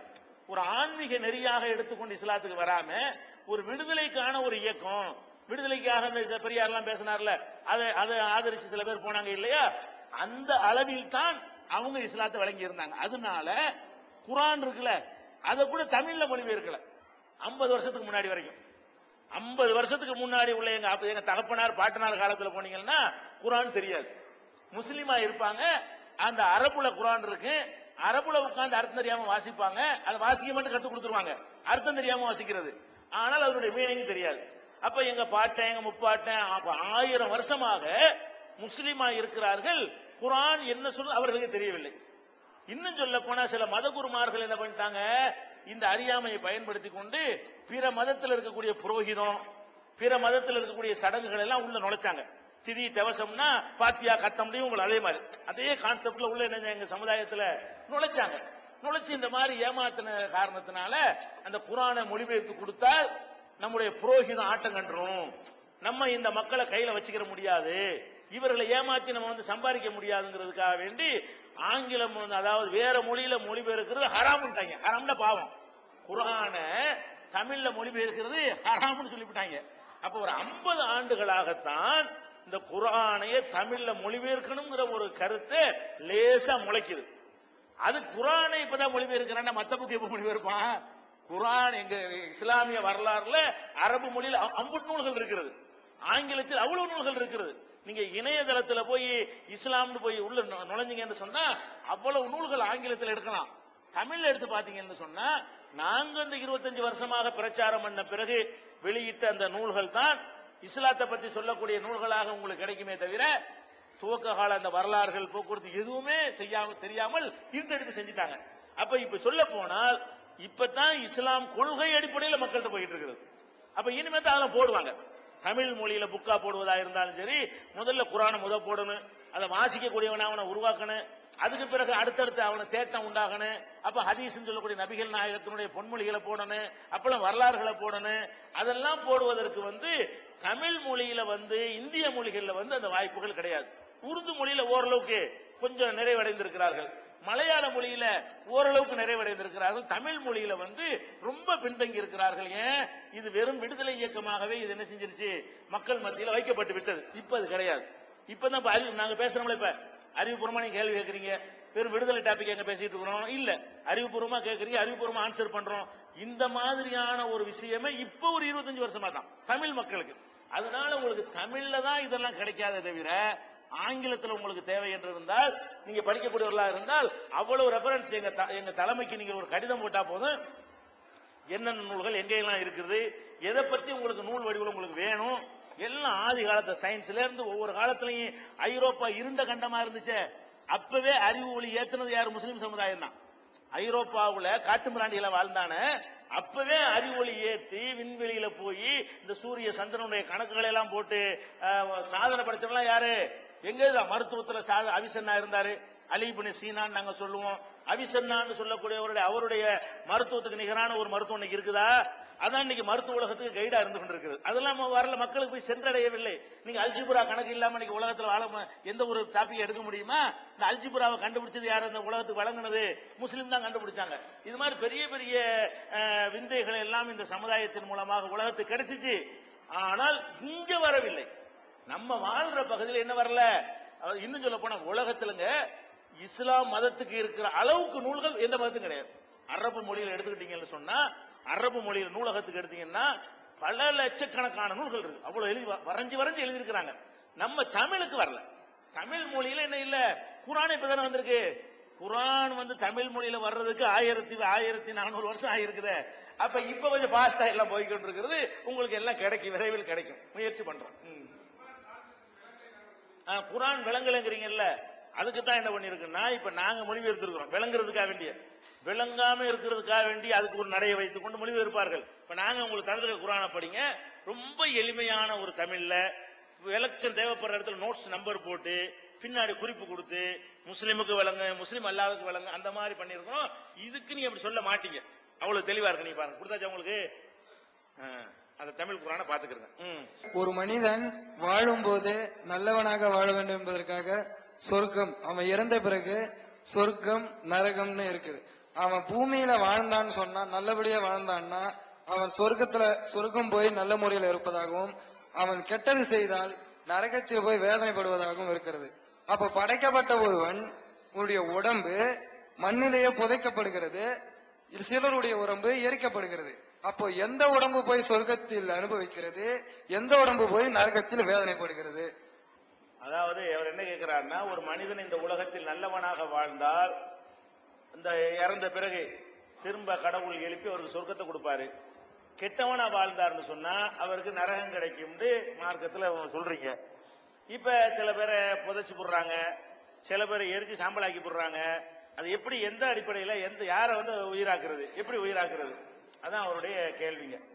இந்த கேள்வியை பொறுத்த வரைக்கும் ஒரு 50 வருஷத்துக்கு முந்தி கேட்டா அது கேள்வி ஒரு நல்ல ஒரு திணறக்கூடிய ஒரு கேள்வியா இருந்திருக்கலாம். இன்றைய உலகத்துல இந்த கேள்வியை கேட்கக்கூடாது. ஏன்? இன்றைக்கு உலகத்துல விஞ்ஞானத்துல என்ன பண்ணிவிட்டான், அதை கண்டுபிடிச்சு உங்களுக்கு சொல்லிவிட்டான். என்ன கண்டுபிடிக்கிறான்? ஒரு சினிமா கூட எடுத்தான், நீங்க பாத்திருப்பீங்க, ஜுராசிக் பார்க் ஒரு படம் எடுத்தான். அந்த படத்தை எடுத்து பாத்தீங்கன்னா அது என்ன, ஜுராசிக் பார்க்னா என்ன, டினோசார்னு சொல்லி ஒரு விதமான ராட்சச விலங்குகள் அல்ல ராட்சச பறவைகள் ஒரு காலத்துல இருந்துச்சுன்னா, அந்த பறவைலாம் இல்ல இப்ப. ஆனா அந்த பறவையுடைய ஒரு சின்ன ஒரு அணு கிடைச்ச உடனே அதை வச்சுக்கிட்டு என்ன செய்யறான், அது சாகாம இருக்குது, அதை வைத்து கொண்டு இவன் என்ன செய்யறான், அந்த இனத்தை திரும்ப மனிதன் உற்பத்தி பண்ணி அதை நடமாட விடுறதான் அந்த கதை. அந்த கதையை காட்டுறான். அது கற்பனையா இருந்தாலும் அந்த மாதிரி ஒரு அணு துகள் கிடைக்குமையானால் அது திரும்ப உயிராக்குறதுக்கு என்ன இல்ல, அது ஒரு பஞ்சாயத்தோ விவகாரமோ கிடையாது. அதை வச்சு என்ன செய்யலாம், அதை எரிச்சாலும், அது இஸ்லாம் நபிகள் நாயகம் சொல்றாங்க, எரிச்சாலும் நீங்கள் என்னதான் செஞ்சாலும் மனிதனுடைய அந்த வால் பகுதியில் இருக்கக்கூடிய ஒரு சின்ன ஒரு அணு இருக்கிறது, அது எந்த கட்டத்திலும் அழியாது. அதுதான் மனிதனுடைய நகல், குளோனிங் நகலாக அதுதான் அமைக்கப்பட்டிருக்கிறது என்று நபிகள் நாயகமும் சொல்றாங்க. அந்த அடிப்படையில் ஒரு மனிதன்கிட்ட இருக்கக்கூடிய ஒரு அணுண்டா என்னது சொல்லலாம், ஒரு கடுகை லட்சம் பங்கா வச்சுக்கிறங்க. ஒரு கடுகை லட்சம் பங்கா வெட்டினா எவ்வளவு இருக்குமோ அந்த அளவுக்கு இருக்கும் ஒரு அணு என்பது. அந்த ஒரு அணுவில் இருந்து எல்லாத்தையும் உண்டாக்கி விடலாம். இன்னும் சொல்ல போனால் இப்ப இந்த உலகம் உண்டானது எதுல இருந்துன்னு சொல்றான், இந்த உலகம் உண்டானுச்சுல, முந்தி என்னென்னமோ சொல்லிட்டு இருந்தான், இப்ப என்ன பண்ணிவிட்டான், உலகம் உண்டானதை எப்படின்னு கேட்டா ஒரு பெரிய வெடிப்பு ஏற்பட்டது. எங்க இந்த வெடிப்பு ஏற்பட்டது? கண்ணுக்கு தெரியாத ஒரு சின்ன ஒரு அணு திடீரென்று வெடித்தது. வெடித்தவுடன் அதில் பயங்கரமான சக்திகள் வெளிப்பட்டது.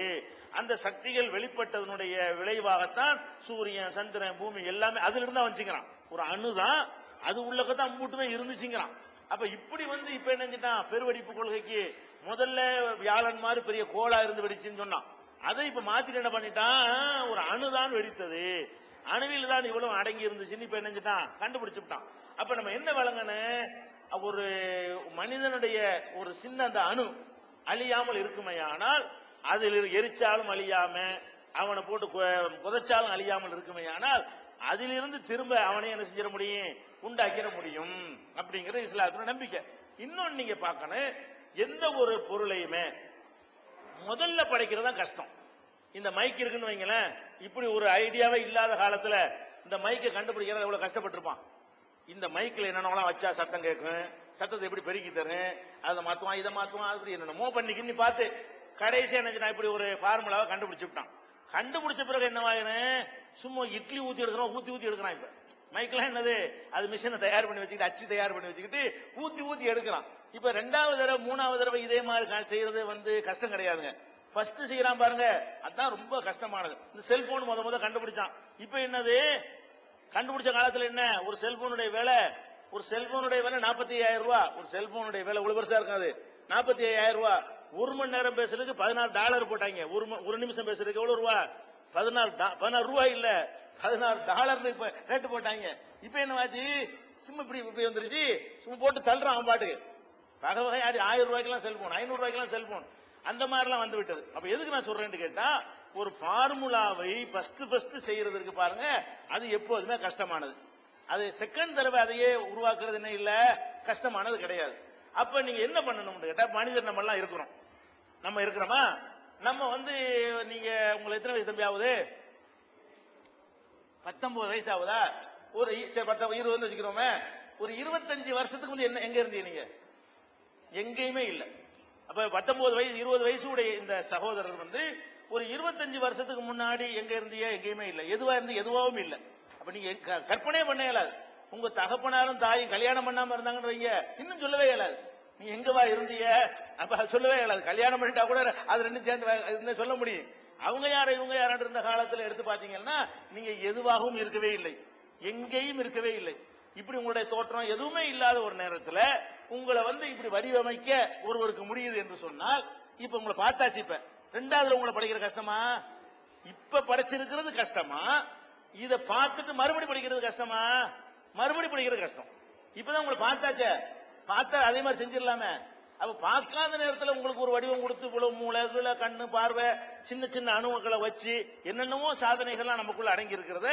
இதையெல்லாம் முதல்ல படைக்கிறது கஷ்டமா, இரண்டாம் முறை படைக்கிறது கஷ்டமானா முதல் படைக்கிறதா கஷ்டம். அப்ப நம்ம என்ன விளங்கணும், நமக்கு மேல ஒரு சூப்பர் பவரா இருக்கக்கூடியவர் வந்து ஒண்ணுமே இல்லாம இருந்தாலும் நம்மளை படைச்சாரு.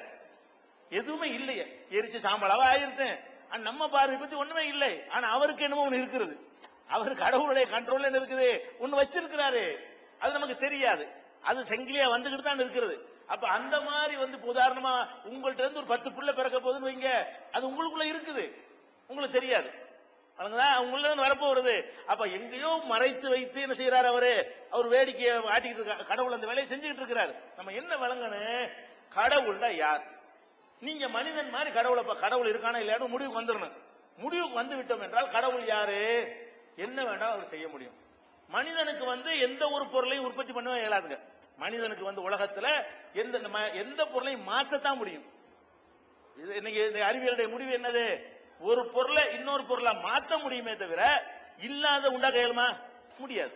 அப்ப பருத்தியை பிடிச்சி துணியாக்க முடியும், துணியை பிடிச்சி வேற ஒண்ணாக்க முடியுமே தவிர ஒண்ணுமே இந்த இல்ல இப்படி உருட்டி ஏதாவது காட்ட முடியுமா? முடியாது. அது மேஜிக்ல தந்திரம் தான் பண்ணலாம், மறைச்சு வச்சு எடுத்து காட்டலாமே தவிர இல்லாத ஒன்றை உருவாக்க எந்த ஒரு சக்தியையும் உருவாக்க இயலவே இயலாது என்பதுதான் அறிவியல். இன்றைய அறிவியல் என்ன சொல்லுது, ஒன்றை வேறொன்றா மாற்றும் பொழுது என்னத்தை கண்டுபிடிச்சான்னு சொல்லிட்டு இருக்கிறோம்.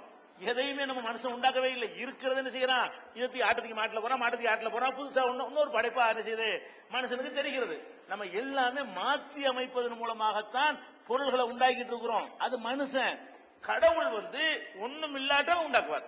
நீங்க எப்படி நம்பணும், இத வந்து வேற ஒண்ணா உருவாக்குறது உங்களுக்கு முடியும். இதை வந்து ஒரு மைக்கா உண்டாக்குறது கடவுளுக்கு முடியும். ஒண்ணும் இல்லாம இருக்குல்ல, இதையே ஒரு பொருளா உண்டாக்குறது யாருக்கு முடியும், கடவுளுக்கு முடியும். ஒண்ணும் இல்லாத இந்த பூமி சூரியன் எல்லாம் இருந்துச்சுங்கிறான். இந்த உலகமே ஒண்ணும் இல்லாம தானே வந்துச்சுங்கிறான். விஞ்ஞான ரீதியா எதுவுமே இருக்கல. ஒரு அணுடா என்ன, ஒரு கடுகுல லட்சத்தில் ஒரு பங்கு இருக்குமே, அந்த மாதிரியான ஒரு அணு வெடிக்கிறது, அது உள்ளதான் பூமி இருந்துச்சுங்கிறான், அது உள்ளதான் சூரியன் இருந்துச்சுங்கிறான், அது உள்ளதான் நீங்க நான்லாம் இருந்தோங்கிறான், அது உள்ளதான் இந்த ஒட்டுமொத்த கேலக்சி எல்லாம் இருந்துச்சுன்னு சொல்றான். இந்த கேலக்சிக்கு அப்புறம் உள்ள வந்து நிறைய யூனிவர்ஸ் இருக்குங்கிறான். ஒரு யூனிவர்ஸ் முதல்ல சொன்னான், இது மாதிரி நிறைய அடுக்கடுக்கா யூனிவர்ஸ் இருக்குங்கிறான். அப்ப இவ்வளவு எதுக்குள்ள அடங்கி இருந்துச்சான், அந்த ஒரு இதுக்குலாம். அப்ப கடவுளை பொறுத்த வரைக்கும் இல்லாததை உருவாக்குற ஒரு கடவுள். மனுஷனை பொறுத்த வரைக்கும் இருக்கிறத மாத்திரமா மனுஷன். இதுதான் நம்ம சக்தி. அதனால நம்ம என்ன விளங்கணும், கடவுள்னு ஒருத்தர் ஏத்துட்டோம்னு சொன்னா அவர் வந்து நம்மளை வந்து அழிக்கவும் இயலும், அவர் நினைச்சா திரும்ப படைக்கவும் இயலும் அப்படின்னு நம்பினால் இது ஒரு கொஸ்டினாவே இருக்காது. அப்ப கடவுள் விஷயத்துல கோளாறு வந்தா தான் அந்த கொஸ்டினே வரும். அது எப்படி முடியும்னு கேள்வி எதனால வருது, கடவுளை பலவீனமா உள்ளத்துல நினைச்சு வச்சுக்கிறதுனால அந்த கேள்வி வரும். கடவுள் பலவீனமானவர் இல்லைன்னு மனசுல இருக்குமே, ஆனால் யாரை பத்தி சொல்றோம் நீங்க பாக்கணுமா இல்லையா? ஒரு புல்தடிக்கு பயில்வான் வந்து இதை தூக்கிடுவான்னு சொன்னா நீங்க நம்பாதீங்க. ஒரு கிங்காங் வந்து தாராசிங்க தூக்கிடுவான்னு நம்பணுமா இல்லையா? முகமது அலி கீழே கேசிஎஸ் கீழே தூக்கிடுவான்னு நம்பணுமா இல்லையா? யாரை பத்தி சொல்றோங்கிறத பார்த்து என்ன செய்யணும், நம்பணும். அப்ப நம்ம இறைவனை பொறுத்த வரைக்கும் சூப்பர் பவர் நம்ம எப்ப ஏத்துக்கொண்டோமோ அவருக்கு எதுவும் முடியாது கிடையாது. அந்த மாதிரி அடிப்படையில் புரிஞ்சா குழப்பம் இருக்காது. என் பெயர் எல்லப்பன், அரக்கோணம் பகுதியை சேர்ந்தவன். இப்ப நான் எந்த மதத்தையும் நம்பாதவன். எந்த மதத்தினுடைய இறைவன், நீங்க சொல்ற இறைவன் வந்து படைக்கிறாரு, மக்களை படைக்கிறாரு, எந்த ஒரு பொருளையும் எந்த பொருளையும் யாராலையும் படைக்க முடியாது, அது சூப்பர் பவருடைய கடவுளால தான் முடியும்னு சொல்றீங்க. அப்போ எல்லா மதத்துல இருக்கிற கடவுள் தான் மனிதர்களை படைத்தார். அது வாரத்துக்கு பிறகு போல, ஆனா அதை நம்புவோம், அப்படி உங்க பிரகாரமே நம்புவோம். அப்படி படைச்சவரு ஒருத்தனை அழிக்கிற மாதிரி தன்னுடைய மதத்துக்குள்ளேயே தன்னை அழிச்சுக்கிற மாதிரி ஏன் படைக்கணும்? அதுக்கு ஏன் ஒரு பண்ணணும்? அவருக்கு தான் சூப்பர் பவர் ஆச்சு, அவரால் எல்லாமே முடியுமே, அவர் தானே செய்யணும். ஏன் இந்த மாதிரி ஒருத்தனை அழிக்கிற மாதிரி தன்னுடைய நாட்டை இஸ்லாம் நாட்டில இருந்து நானும் இந்து மதத்துல எல்லா மதத்திலையுமே ஒருத்தனை அழிக்கிற மாதிரி கருத்தை ஏன் இவர் படைக்கணும்? அதுக்கு ஏன் சொல்யூஷனை தேடிக்கணும்? தேவையில்லாத வேலை தானே இது. இறைவன் சூப்பர் பவர் அப்படின்னு சொல்றீங்க, அவருக்கு முடியாது எதுவுமே இல்லை அப்படின்னு சொல்றீங்க. அப்படி ஒரு எல்லாமே முடியக்கூடிய ஒரு ஆள் படைக்கிற மனுஷனை ஒருத்தன் அடிச்சுக்கிட்டு சாவுற மாதிரி, இவன் அவனை கொள்ற மாதிரி, அவன் இவனை கொள்ற மாதிரி இதுக்கு படைக்கணும். ஒருத்தர் அழிக்காம படைக்கலாம் தானே அப்படின்னு கேட்கிறாரு. அது மட்டும் இல்ல, இன்னும் நிறைய கேட்கலாம். அப்படி கேட்கலாம், ஒருத்தனையா ஏழையா படைக்கணும், ஒருத்தனையா பணக்காரனை படிக்கணும், ஒருத்தையும் சோத்துக்கு சாவணும், ஒருத்தையும் பெரிய ஆடம்பரமா வாழணும், ஒருத்தையும் திருட்டுப்பிள்ளா இருக்கணும், ஒருத்தையும் நல்லா திருடாம இருக்கணும், ஒருத்தையும் தண்ணி அடிச்சுட்டு இருக்கணும், இன்னொருத்தையும் அதெல்லாம் எதுக்குறவனா இருக்கணும். அப்படின்னு நிறைய என்ன செய்யலாம். ஒருத்தையும் ஒழுக்க சீலனா இருக்கணும், ஒருத்தையும் ரொம்ப கேடு கட்டவனாக ஒழுக்கம் கட்டவனா இருக்கணும், இப்படி ஒருத்தையும் ஊனம் உள்ளவனா இருக்கணும், ஒருத்தையும் எல்லா உறுப்பும் கரெக்டா உள்ளவனா இருக்கணும். இப்படின்னு என்ன செய்யலாம். அந்த வித்தியாசங்கள் நிறைய இருக்குது. அவர் ஒண்ணு கேட்டிருக்காரு, நீங்க நிறைய கூட கேட்டுக்கிறீங்க. எல்லாத்துக்கும் ஆன்சர் ஒண்ணுதான். என்ன இன்னும் 100 கணக்குள்ள எடுத்துக்கிறங்க. கடவுள் படைப்பு நீங்க எடுத்து பாத்தீங்கன்னு சொன்னா சமமாக இருக்கவில்லை, வித்தியாசத்தோடு தான் இருக்கிறது. நம்ம என்ன நினைக்கிறோம், சமமா படைச்சிருக்கலாமே நினைக்கிறோம். நம்ம மனசை என்ன நினைக்கிறோம்னா, கடவுள் ஒரு சரியான ஒரு ஆளா இருந்தா நினைச்சிருக்கேன், எல்லாரையும் சமமா படைச்சிருக்கலாமே அப்படிங்கறதா இந்த இதுக்குள்ள அடங்கி இருக்கிற அடிப்படையான விஷயம். முதல்ல நீங்க விளங்கிக் கொள்ளணும், சமமாக அனைவரையும் படைத்தால் இந்த விஷயத்துக்கு வந்துடுறேன். இந்த கொலை செய்யறது கேரக்டர் விஷயத்துக்கு வந்துடுறேன். பொதுவாக எல்லாரையும் சமமாக கடவுள் படைச்சாருன்னு சொன்னா அடுத்த நிமிஷமே உலகம் அழிஞ்சு போயிரும். நல்லா விளங்கிக்கிறது. சமமா இருந்தா என்ன ஆயிரும், உலகம் அழிஞ்சு போயிரும். சமமா இல்லாமல் படைச்சதுதான் ஒரு அறிவாளிகளுக்கு ஆதாரமே. சமமா இல்லாம படைச்சதுன்னா என்ன அர்த்தம், எனக்கு எல்லாம் நிறைவாயிருச்சுன்னு சொன்னா யாரு தெய்வம் எனக்கு தேவையில்லைன்னு ஆயிரும். உங்கள்கிட்ட எல்லாம் நிறைவாயிருச்சுன்னு சொன்னா நான் உங்களுக்கு தேவையில்லை, நீங்க எனக்கு தேவையில்லை. அந்த மாதிரி ஆகிவிடும் பொழுது யாரையும் சாராமல் இருக்கக்கூடிய ஒரு நிலைமை உருவாகி போயிடும். அப்படி உருவானால் அதுவே நம்ம அழிக்கக்கூடிய ஒரு சித்தாந்தமா மாறி போயிடும். எப்படி உதாரணத்துக்கு ஒண்ணு எடுத்து பார்ப்போம். ஒருத்தர் அது எல்லாரும் பெரிய கோடீஸ்வரன், ஆளுக்கு ஒரு 1000 கோடி இருக்குன்னு, நம்ம இருக்கிற 50 பேருக்கு என்ன இருக்கு, எனக்கும் 1000 கோடி உங்களுக்கும் 1000 கோடி. இப்படி இருந்தால் இப்ப அந்த 1000 கோடி ரூபாய் 1000 ஏக்கர் நிலம், ஆளுக்கு 1000 ஏக்கர் நிலம் இருக்குன்னு வைங்க. இப்ப என் வீட்டு நிலத்துல நான் விவசாயம் பண்ணணும். உங்களை கூப்பிடுறேன், நானும் 1000 நீ போட சொல்லுவீங்களா இல்லையா? என்கிட்ட 1000 கோடி இருக்கிற மாதிரி உங்கள்கிட்ட என்ன இருக்குது, 1000 கோடி இருக்கா இல்லையா? நான் உங்களை வேலைக்கு கூப்பிட்டேன்னு சொன்னா நான் என்ன உனக்கு சமமா, உனக்கு மட்டமா? நான் நீ ஒண்ணுதானே, நான் ஏன்டா உன் வீட்டுல வேலைக்கு பார்க்கணும் அப்படின்னு சொன்னீங்கன்னு சொன்னா அந்த 1000 ஏக்கர்ல நான் தான் உழுவணும், நான் தான் கலப்பை எடுக்கணும், நான் தான் தண்ணி பாய்ச்சணும், நான் தான் நாத்து நடணும், நான் தான் அறுக்கணும், செத்து போயிடுவேன். ஒண்ணு நடக்குமா? ஏதாவது நடக்காது. எனக்கு ஒரு சட்டை வேண்டி இருக்கிறது. சட்டை வேண்டாம், என்ன செய்ய வேண்டியிருக்கு, ஒருத்தன் பஞ்சு விதைக்கணும், ஒருத்தன் நூல் நுறுக்கணும், ஒருத்தன் துணி ஆக்கணும், ஒருத்தன் தைக்கணும், ஒருத்தன் விற்கணும், ஒருத்தன் வாங்கணும்டா தான் இதெல்லாம் சரியா வரும். இப்ப எல்லாரும் சமமா இருந்தவன் ஏன் பண்ண போறான்? சட்டை வேணா என்ன செய்யணும், நான் தான் பருத்தி விதைக்கணும், நான் தான் நூலாக்கணும், நான் எனக்கு உங்களுக்கு தேவைக்கு தானே மனுஷன் வேலை செய்யறான். அவன் இதை வச்சு வாழணும்னு ஒரு நெருக்கடிக்காக என்ன செய்யறான், இறங்கி ஏதாவது செய்யறேங்கிறான். இப்ப மனிதர்கள் எல்லாரும் எல்லா வகையிலும் சமமா இருந்தார்கள் என்று சொன்னால் அப்ப என்னவாயிரும்னா யாரும் யாருக்கும் ஒத்துழைப்பில் தான் உலகம் ஓடிக்கிட்டு இருக்கிறது. கடவுள் உலகம் ரன் ஆகுறதுக்கு படைச்சிருக்காரு தவிர எதுக்கு படைக்கல, அழிக்கிறதுக்கு படைக்கல. ரன் ஆகுறதா என்ன செய்யணும், அவர் ரன் பண்ணிட்டு இருக்க மாட்டாரு, சாவியை கொடுத்து விட்டுருவாரு, அது ரன் ஆகிக்கிட்டே இருக்கும். விளங்குதா? கடவுள் வேலை என்னது, பொம்மைக்கு சாவி கொடுப்போம்ல, கீ கொடுத்தோம்னா சுத்திக்கிட்டே இருக்குமா இல்லையா? அந்த மாதிரியான வகையில கீயை கொடுத்து விட்டாரு, கீ கொடுக்காம விட்டா பொம்மை நின்று போயிடும். அப்ப அந்த மாதிரி இஸ்லாம் என்ன, கடவுளை பொறுத்த நீங்க எப்படி விளங்கணும்னு கேட்டா, இந்த வித்தியாசங்கள் இருந்தால்தான் உங்களுக்கு நான் தேவை, எனக்கு நீங்க தேவை, ஒருத்தனுக்கு அடுத்தவன் தேவை அப்படின்னு வந்தா தான் உலகம். ஒரு கூட்டு பயிலா இருக்கான்னு வைங்க, இந்த குருடான்னு ஒருத்தன் இல்லைன்னு சொன்னா இந்த கண்ணை வச்சுக்கிட்டு திங்கிறான் எத்தனை பேரு, அவன் எல்லாம் செத்து போயிருவான். கண்ணை வச்சுனா கண் ஆபரேஷன் பண்றவன், கண்ணு சொட்டு மருந்து தயாரிக்கிறவன், கண்ணாடி தயாரிக்கிறவன், இந்த கண்ணை வச்சுக்கிட்டு ஒரு 10% பேர் வாழ்றான் உலகத்துல. ஒரு கண்ணு நம்ம கண்ணு தான் அவனுக்கு வாழ்க்கை சோறு போடுறது. என்னது, ஏன் நான் ஒரு கண்ணுல கோளாறு உள்ளவனா இருப்பதுதான் யாருக்கு சோறு போடுது, அந்த 10% பேருக்கு சோறு போடுது. ஒருத்தனுக்கு கை இல்ல கால் இல்லன்னு அந்த குறைபாடுகள் இருக்க போய் தான் அதை ஒரு துறையா எடுத்துக்கொண்டு ஒருத்தன் என்ன செய்யறான், ஆராய்ச்சி பண்ணி இது நல்ல இதுல நம்ம ஈடுபட்டு நம்ம சாப்பிடலாம், அவனுக்கு ஹெல்ப் பண்ணக்கூடிய ஏதாவது செஞ்சு கொடுத்து அவங்ககிட்ட நம்ம காசு வாங்கிக்கலாம் அப்படிங்கிற மாதிரி அந்த குறைபாடுகள் இருக்கிறதுனாலதான் ஆய்வு பண்றான், ஆராய்ச்சி பண்றான். யாருமே கண்ணு யாருக்கும் கண்ணு ஊனம் இல்லைன்னு வைங்க, அறிவு மருத்துவம் வளர்ந்துருக்குமா? நமக்குரிய அறிவுக்கு வேலை கொடுக்க முடியுமா? அறிவு ஜாமாய் போயிருமாங்க. எவ்வளவு பெரிய அறிவு இருந்தா அந்த கண்ணை என்ன செய்யறான், உள்ள வரைக்கும் போய் பார்த்து கண்ணுக்குள்ள சின்ன லென்ஸ் அமைக்க விட்டு ஒரே அமைக்க விட்டு போறான். என்ன ஆகுது, இப்படி பளிச்சு பிரைட்டா இருக்கு. நேற்று வரைக்கும் மங்களா இருந்தது, அப்படி பிரைட்டா உலகமே வெளிச்சமா போன மாதிரி தெரியுது. இந்த நாலேஜ் எதனால அவனுக்கு கிடைச்சு? இந்த கண்ணை பத்தி அவன் ஆய்வு செஞ்சனால கிடைச்சு. கண்ணை பத்தி எதுக்கு ஆய்வு செஞ்சான்? சோறு திங்கலான்னு ஆய்வு செஞ்சான். வேற என்ன பெரிய சேவையா? இதுல இறங்கினா என்ன செய்யலாம்? இது உள்ள ஆளுகளுக்கு நம்ம ஹெல்ப் பண்ணி சாப்பிடலாம், வளர்க்கலாம், வசதியை பெருக்கிக் கொள்ளலாம், அந்த மாதிரி விஷயங்கள் தான். அதனால நீ என்ன வழங்கணும்? குறைபாடுகள் எல்லாருக்கும் குறைபாடு. கடவுளை பொறுத்த வரைக்கும் எல்லாருக்கும் குறைபாடு வச்சிருக்கிறாரு. அது என்ன செஞ்சிருக்காரு? ஒரே குறைபாடு ஆக்கல, எல்லாரையும் கூட்டு போய் ஆக்கிரல. அதாவது குருடம் கொஞ்சம், கை ஊனம் உள்ளவங்க கொஞ்சம், மூளை மந்தமா உள்ளவங்க கொஞ்சம், புள்ளை இல்லாதவங்க கொஞ்சம், பொண்டாட்டி இல்லாதவங்க கொஞ்சம், பொண்டாட்டி இருந்து சரியில்லாதவங்க கொஞ்சம், புருஷன் இல்லாதவங்க கொஞ்சம், புருஷன் இருந்து கேடுகட்ட புருஷனை பெற்றவ கொஞ்சம், புள்ளை இருந்து தருதலையா போன பிள்ளைய பெற்றுவேன். இப்படின்னு ஒவ்வொருத்தனுக்கும் ஒவ்வொரு விதையான வெரைட்டியான கவலை. 100% யாருக்கும் முழுமை கிடையாது. எந்த ஒரு கோடான கோடீஸ்வரனை கொண்டு வந்து வச்சாலும் 100% நிம்மதி சொல்ல முடியுமா? இந்த கருணாநிதி இத்தனை வருஷம் முதலமைச்சர் ஆயிட்டாரு, இந்த பிள்ளையை கொடுக்குற அந்த பிள்ளையை கொடுக்குறான்னு தலை பிடிச்சிட்டு இருக்கிறாரு. பிரச்சனை இல்லாம யாரு இருக்கான்னு இருக்கிறேன். அந்த பிள்ளைக்கு பங்கு போட்டு கொடுக்கறது, அந்த பிள்ளைக்கு அதுவே பெரிய பஞ்சாயத்தானே. அவர் தூங்க முடியுமா நிம்மதியா?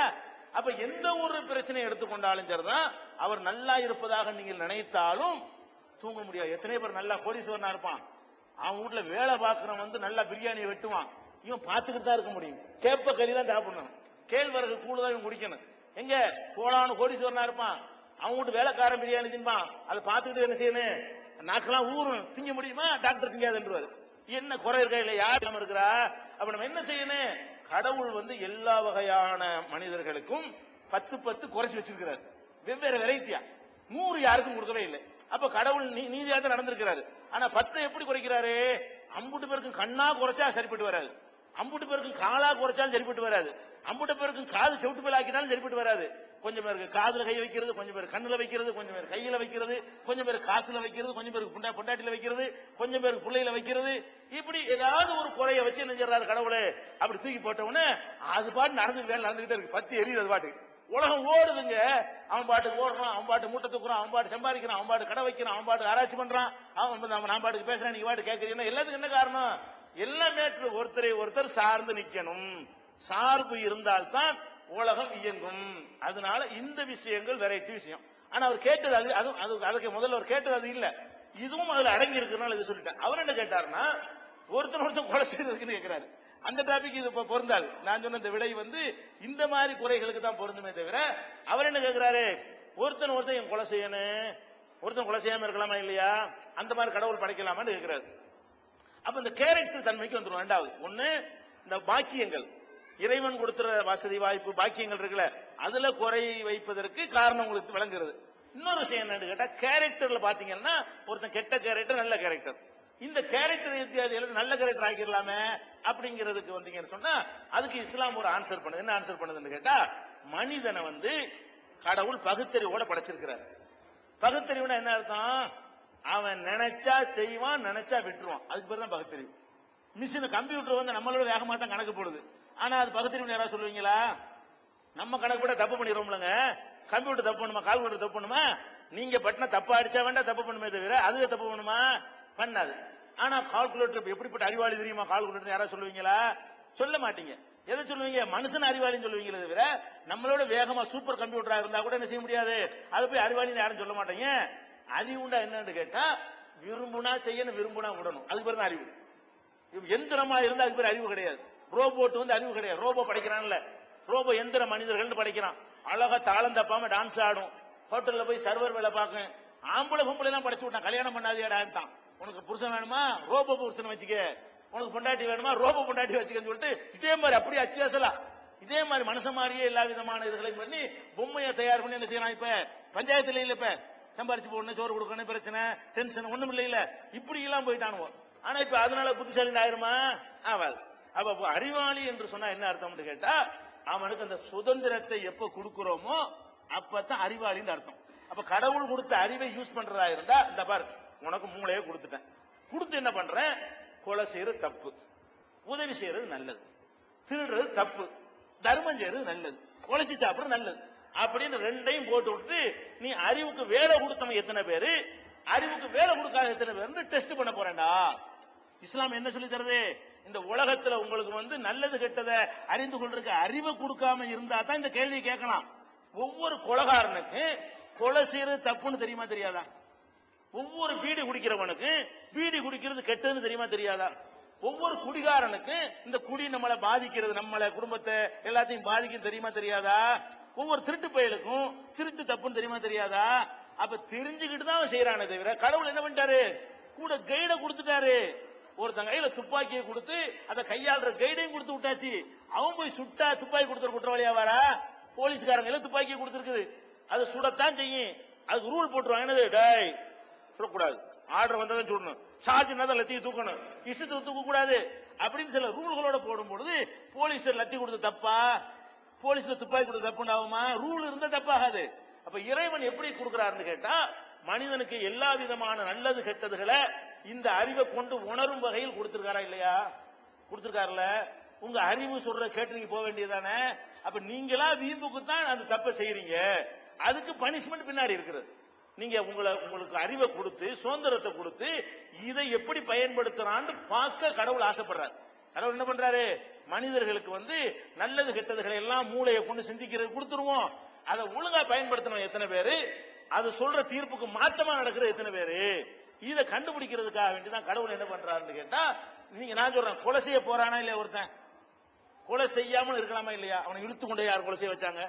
கொலை செய்ய போற ஒருத்தன் நினைச்சான்னு சொன்னா கையை எப்படி மடக்கிட்டா கொலை செய்யாம போயிடலாம். திருட போற ஒருத்தன் நினைச்சா திருடாம இருக்க முடியுமா? முடியாதா? அப்ப திருட போறான், கையை நீட்டுறான், அம்மாடி திருடக்கூடாது, இதை கூடாது நம்ம அறிவே சொல்லுது. அவன் சொத்தை நம்ம எப்படி எடுக்கிறது? நம்ம சொத்தை அவன் எடுத்தா ஒத்துக்குறோமா? அவன் சொத்தை நம்ம மட்டும் எப்படி எடுக்கிறது? அடுத்த முன்னாடி கையை பிடிக்க போறான், ஆஹா என் முன்னாடியே கையை பிடிச்சா நான் ஒத்துக்குறோன்னா, அப்ப நான் எப்படி அர்த்தம் அப்படி நினைச்சா கையை பிடிப்பானா? அப்ப அவனுக்கு தெரியுது, அவனா தான் செய்யறான். அப்ப நீ தப்பு ரைட்டுன்னு உனக்கு தெரியக்கூடிய நேரத்துல தப்ப நான் விட்டுருவேன், சரியானதை செய்வேன் எத்தனை பேர் இருக்கிறீங்க? டெஸ்ட் பரீட்சை வைக்கக்கூடிய நேரத்துல கொஞ்சம் அப்படித்தான் வைக்க முடியும். அந்த மாதிரி ஒரு அடிப்படையில் நீங்க எடுத்துக்கொண்டீர்களே ஆனால் இது குழப்பம் வராது. நமக்கு மூளை, எல்லாருக்கும் மூளை இருக்கிறது, நம்ம எல்லாருக்கும் தப்புன்னு தெரிகிறது, நல்லதுன்னு தெரிகிறது. கடவுள் என்ன செய்யறார்? டெஸ்ட்டுக்கு அதை படைச்சேன். இஸ்லாத்துல ஆன்சர் என்ன? உங்களை சோதித்து பார்க்கத்தான், முடியாம செஞ்சது எப்ப குறை சொல்லணும்? கடவுளுக்கு அனைவரையும் நல்லவரா படைக்க இயலல, இப்படித்தான் படைக்க இயலுதுன்னா கடவுளை குறை சொல்லலாம். வேணும்னு படைச்சா என்ன செய்யக்கூடாது? அதை குறை சொல்லக்கூடாது. எனக்கு ஏழும், எனக்கு எந்த குறையும் இல்லாமல் ஒரு படை அது மாதிரி படைப்புகள் இருக்கிறது. சூரியன் இருக்கிறது, கடவுள் கட்டளப்படி சுத்திக்கிட்டே தான் இருக்கிறது. அது எழுத்தெல்லாம் பேசாது, நான் கிழக்க ஒதுக்க முடியாது, நான் மேற்க தான் ஒதுப்பேன்னு சொல்லுமா? அது அப்ப கடவுளுடைய படைப்புகள் எல்லாமே சொல்லு கேட்டு நடக்கிற படைப்பா தான் இருக்கு. முளைக்க வேண்டியது முளைக்குது, வளர வேண்டியது வளருது, எல்லாமே நடந்து கொண்டு இருக்கிறது. கடவுள் என்ன ஆசைப்படுறாரு? சுதந்திரம் கொடுக்கப்பட்ட ஒரு படைப்பு இருக்கணும், அவனுக்கு முழு அதிகாரத்தை கொடுத்து போடணும். அது ஒழுங்கா போறவன் எத்தனை பேர், ஒழுங்கு இல்லாம போறவன் எத்தனை பேர் பார்க்கணும். அப்படின்னு அவரு வேணும்னு படைச்சிருக்கிற காரணத்தினால இது கடவுளுக்கு பலவீனமாகி விடாது என்று விளங்கிட்டா குழப்பம் வராது. திருக்குரான் தமிழாக்கம் பி ஜெயினலாபிதீன் வெளிவந்து விட்டது 8வது பதிப்பு. அனைவருக்கும் புரியும் எளிய நடை, தேவைப்படும் வசனங்களுக்கு தெளிவான விளக்கங்கள், கலை சொற்களின் விளக்கங்கள், திருக்குரான் எவ்வாறு அருளப்பட்டது, எவ்வாறு தொகுக்கப்பட்டது என்பது குறித்து முழுமையான விளக்கம், நபிகள் நாயகம் ஸல்லல்லாஹு அலைஹி வஸல்லம் காலம் முதல் இன்று வரை குர்ஆன் பாதுகாக்கப்பட்ட வரலாறு, திருக்குரான் இறைவனின் வார்த்தைகள் என்பதற்கான அடுக்கடுக்கான ஆதாரங்கள், முந்தைய பதிப்புகளை விட மெருகூட்டப்பட்ட செய்திகள், கூடுதலான பக்கங்கள், அழகிய வடிவமைப்பு, உயர்தரமான பைண்டிங். விலை ரூபாய் 300 மட்டுமே. வெளியீடு மூன் பப்ளிகேஷன், நம்பர் 83/3, முதல் மாடி, மூர்தரு, மண்ணடி, சென்னை 1. போன் 65690810.